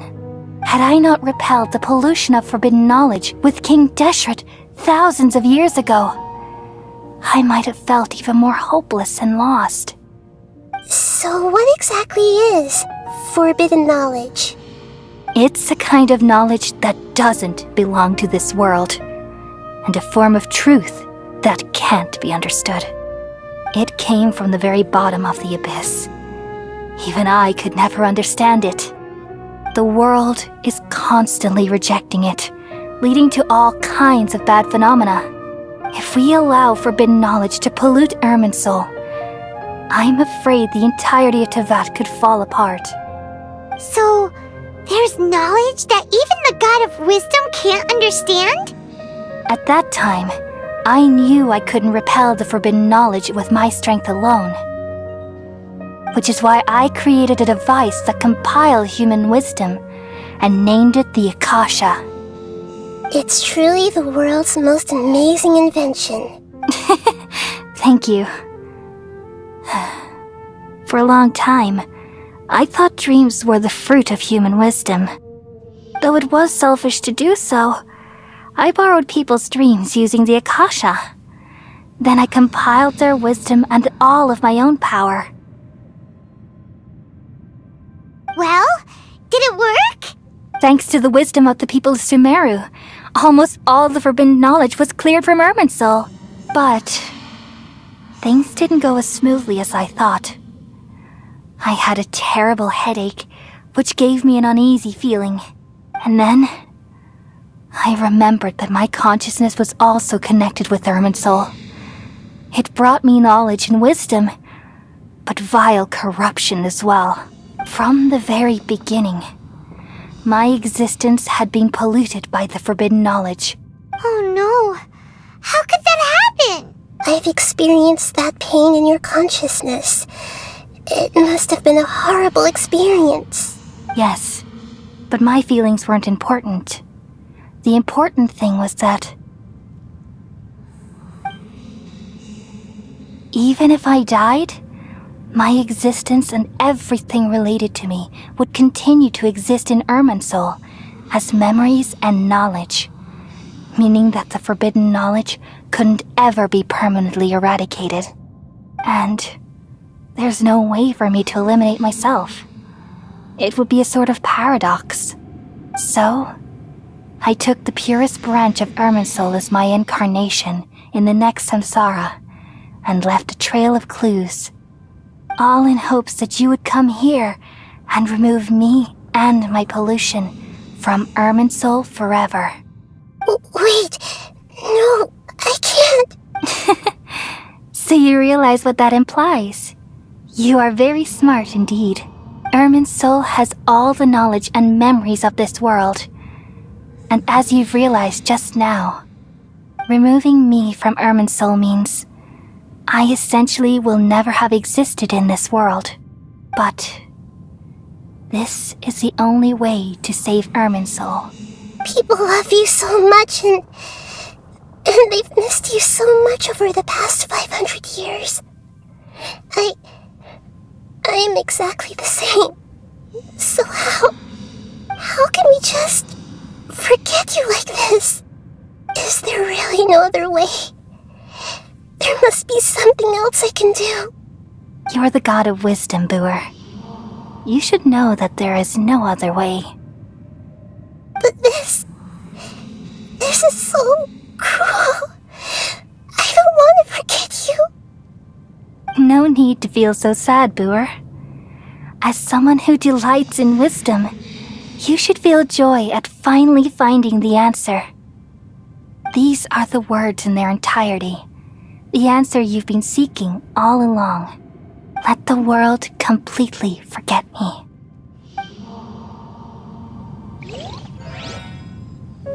We all nestle under the great tree of wisdom, peering out to perceive the world. From the earth and from the rain, we perceive its wonders, until we become a white bird to perch atop a branch, and finally snap off the most important leaf. Once upon a time, I alone dreamed in this world. In my dreams, everybody would also dream after they fell asleep. Wild and wonderful thoughts would emerge from their minds. Some tumbled to the ground, and others floated to the sky, connecting all things in the world into one dazzling net. Among a plethora of worlds were numerous smaller worlds, all of fate, finding within the tapestry their brilliant glow. I gradually understood that these indescribable and constantly changing things are the most profound things in the world. Only they can completely repel the madness. Only dreams can awaken consciousness from the deepest darkness.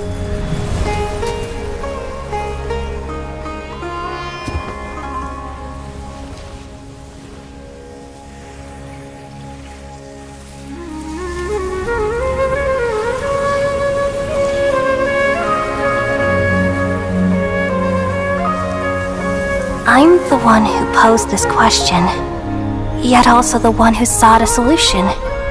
Saving the world with the dreams of the people used to be my answer. And now, you've also found your own answer, and I shall return all the dreams to the people.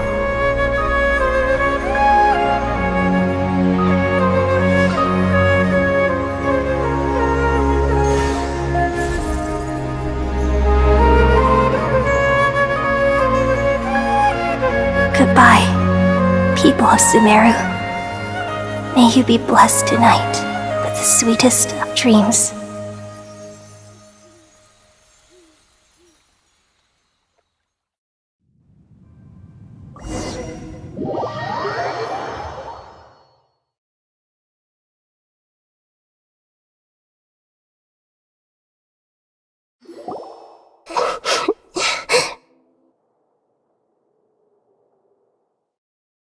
I'm alright. I'm just a little confused. We've just saved the world, right? So why am I crying? I don't know where this feeling inside of me is coming from, but I feel very sad. Just now, we used the power of two gnosis to successfully connect with the Irminsul consciousness from 500 years ago. Then, we removed the remaining pollution from Irminsul. Yeah, what's wrong? Weren't you there just now?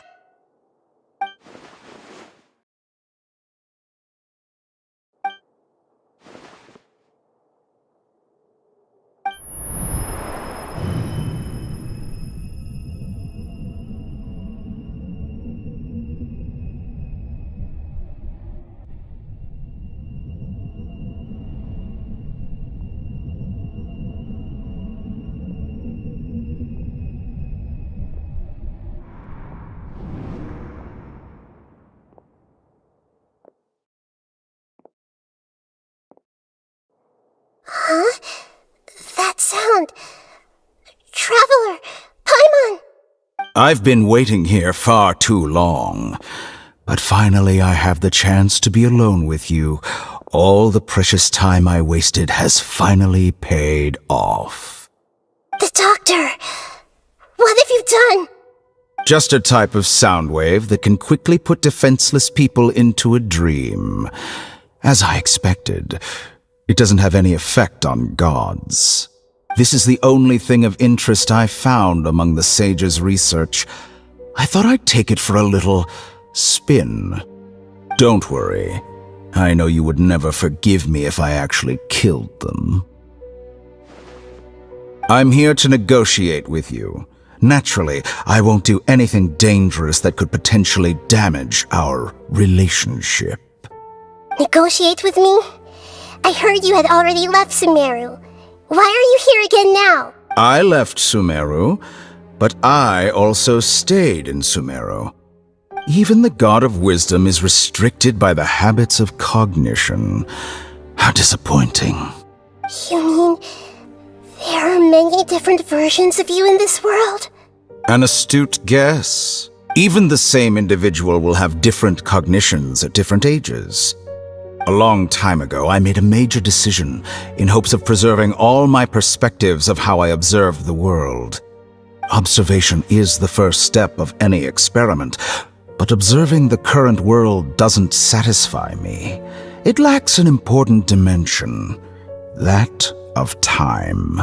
So I saved segments of all my ages and made them into independent individuals.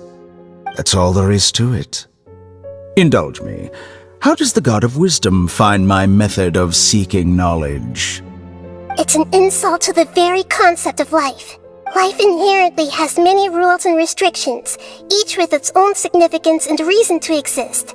They can't be broken on a whim. Good. Amazing, even. Indeed, it's difficult for humans to make peace with themselves, not to mention oneself from a different period. Since you're in the academia, why wait until now to show up? You could very well have stopped us and helped that fake god. Simple. Let me ask you this. Would any staff member ever help the subject in the middle of an experiment? It was my experiment. So why should I interfere with the results? The academia saw the plan to create a god as their ultimate goal, yet you only saw it as an ordinary experiment. You really are crazy. If the experiment succeeded, you would have had a new god on your hands. How would you have faced your own god then? Would you still take the same stance? Would you still hold the same view of yourself? I'm first and foremost a scholar. These results should be left to the judgment of the hypothetical me confronted with that outcome. But you're right. And that's exactly why I'm disappointed with the conclusion of this experiment. As an individual, you don't have any sense of belonging. You seem to have even fewer convictions than a typical scholar. Oh no, I certainly have my own convictions. They just don't fit your standards, that's all. All right, that's enough conversation for today. The experiment is over, and it's time to tidy up the equipment and reclaim any useful materials. For example, the Gnosis. Lesser Lord Kusanali, you're an intelligent archon. I'm sure you understand the disparity in our combat abilities at this time. Besides, you have no way to use that electro-gnosis in battle. Didn't you say you were here to negotiate with me? Somehow, it's starting to seem like you intend to take it by force now. I'm merely stating a fact. After all, I'm also a scholar. Naturally, I hope to show proper respect and dignity to the God of Wisdom. Your hypocrisy is built on absolute confidence. I understand your scheme, but... what if I were to destroy the Gnosis now and awaken the heavenly principles? Awaken the heavenly principles? Do you think that's really possible? The heavenly principles have been silent for many years, but the Gnosis are symbols of their control over Tevat and all the laws. Will the destruction of a Gnosis attract the attention of the heavenly principles? And if so, how do the Fatui plan to deal with the consequences? Do you dare to gamble such a possibility with me? Gamble? How surprising. I thought you would show evidence or use rigorous reasoning to prove your point. The word gamble is the last thing I expected to hear from the God of Wisdom. But this is a clever move. You must have seen through me when I first captured your consciousness. As a scholar, I respect all possibilities. This has always been my principle and is an essential trait as an experimenter. Indeed, I can't ignore this possibility.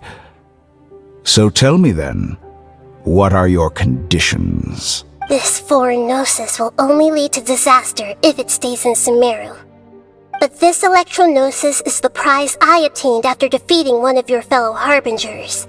Now, as the one who initiated this cascade of events, shouldn't you pay the corresponding price? Price? Interesting. What price would you have me pay? How about erasing all your other segments? So this is how you wish to restrict me, the most threatening opponent of the Nation of Wisdom. What you request of me is like plucking out the eyes I have placed in the dimension of time. Segments are extraordinarily difficult to make. They require extremely rare resources and enormous amounts of time and effort, requiring me to destroy them all here and now. Bravo. A suitably wise decision on your part. Yes, how very interesting. Can I assume that you have long been wary of me? Among all the versions of me, this segment you see now is the most selfish. If it weren't me, your idea wouldn't have worked. What did you see when you were imprisoned? You were observing me, and that's how you know I've long grown tired of their doubts and endless arguments. Like you said, it's difficult to make peace with yourself. Being as smart as you are, have you managed to do that? I see. If you think all those versions of me are worth a gnosis, then deal. You sure didn't hesitate much. Is the relationship between all the versions of you really that bad? I don't think there's any need to dwell on that. The surplus versions of me can be exchanged for a gnosis. Do you think anyone can offer themselves at a higher price? Besides, with my abilities, it's only a matter of time until I find better perspectives. Perhaps it's best to say, you're just temporarily ahead. But what I'd like to know is, how can you be sure that I've really erased them? I can see your remaining honesty.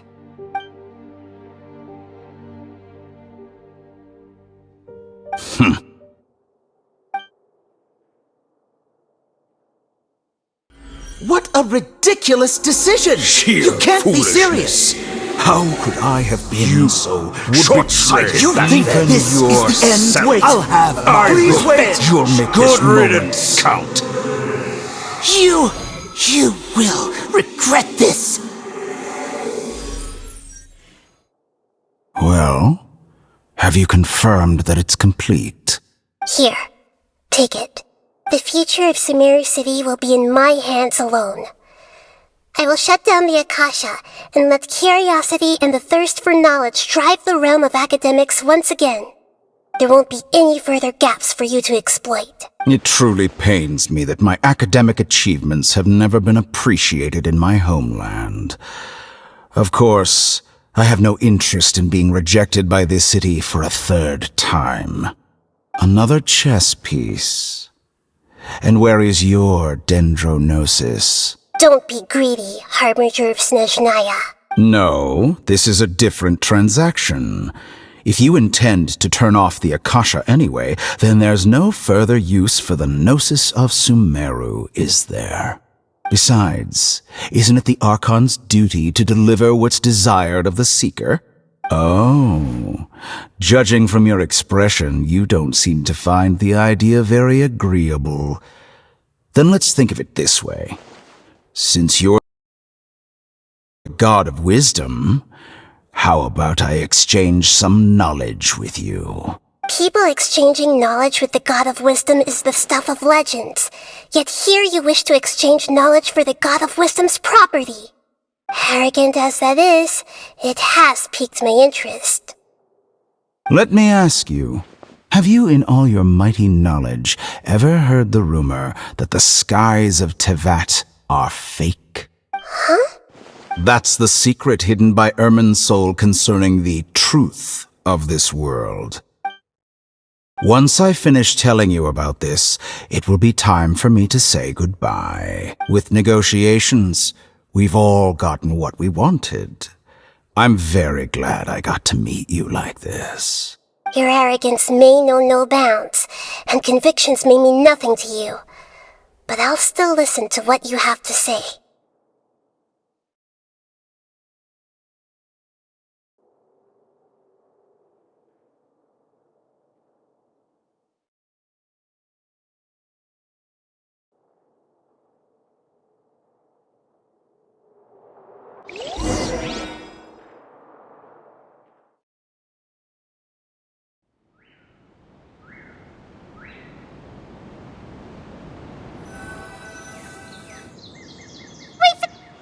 Together! Okay. Wake him up. Are you awake? Kali says it's time for breakfast. Come on, get up! Good morning! How are you feeling today? Good to hear. It looks like we've recovered pretty well. Not even Tainari could stop us from Come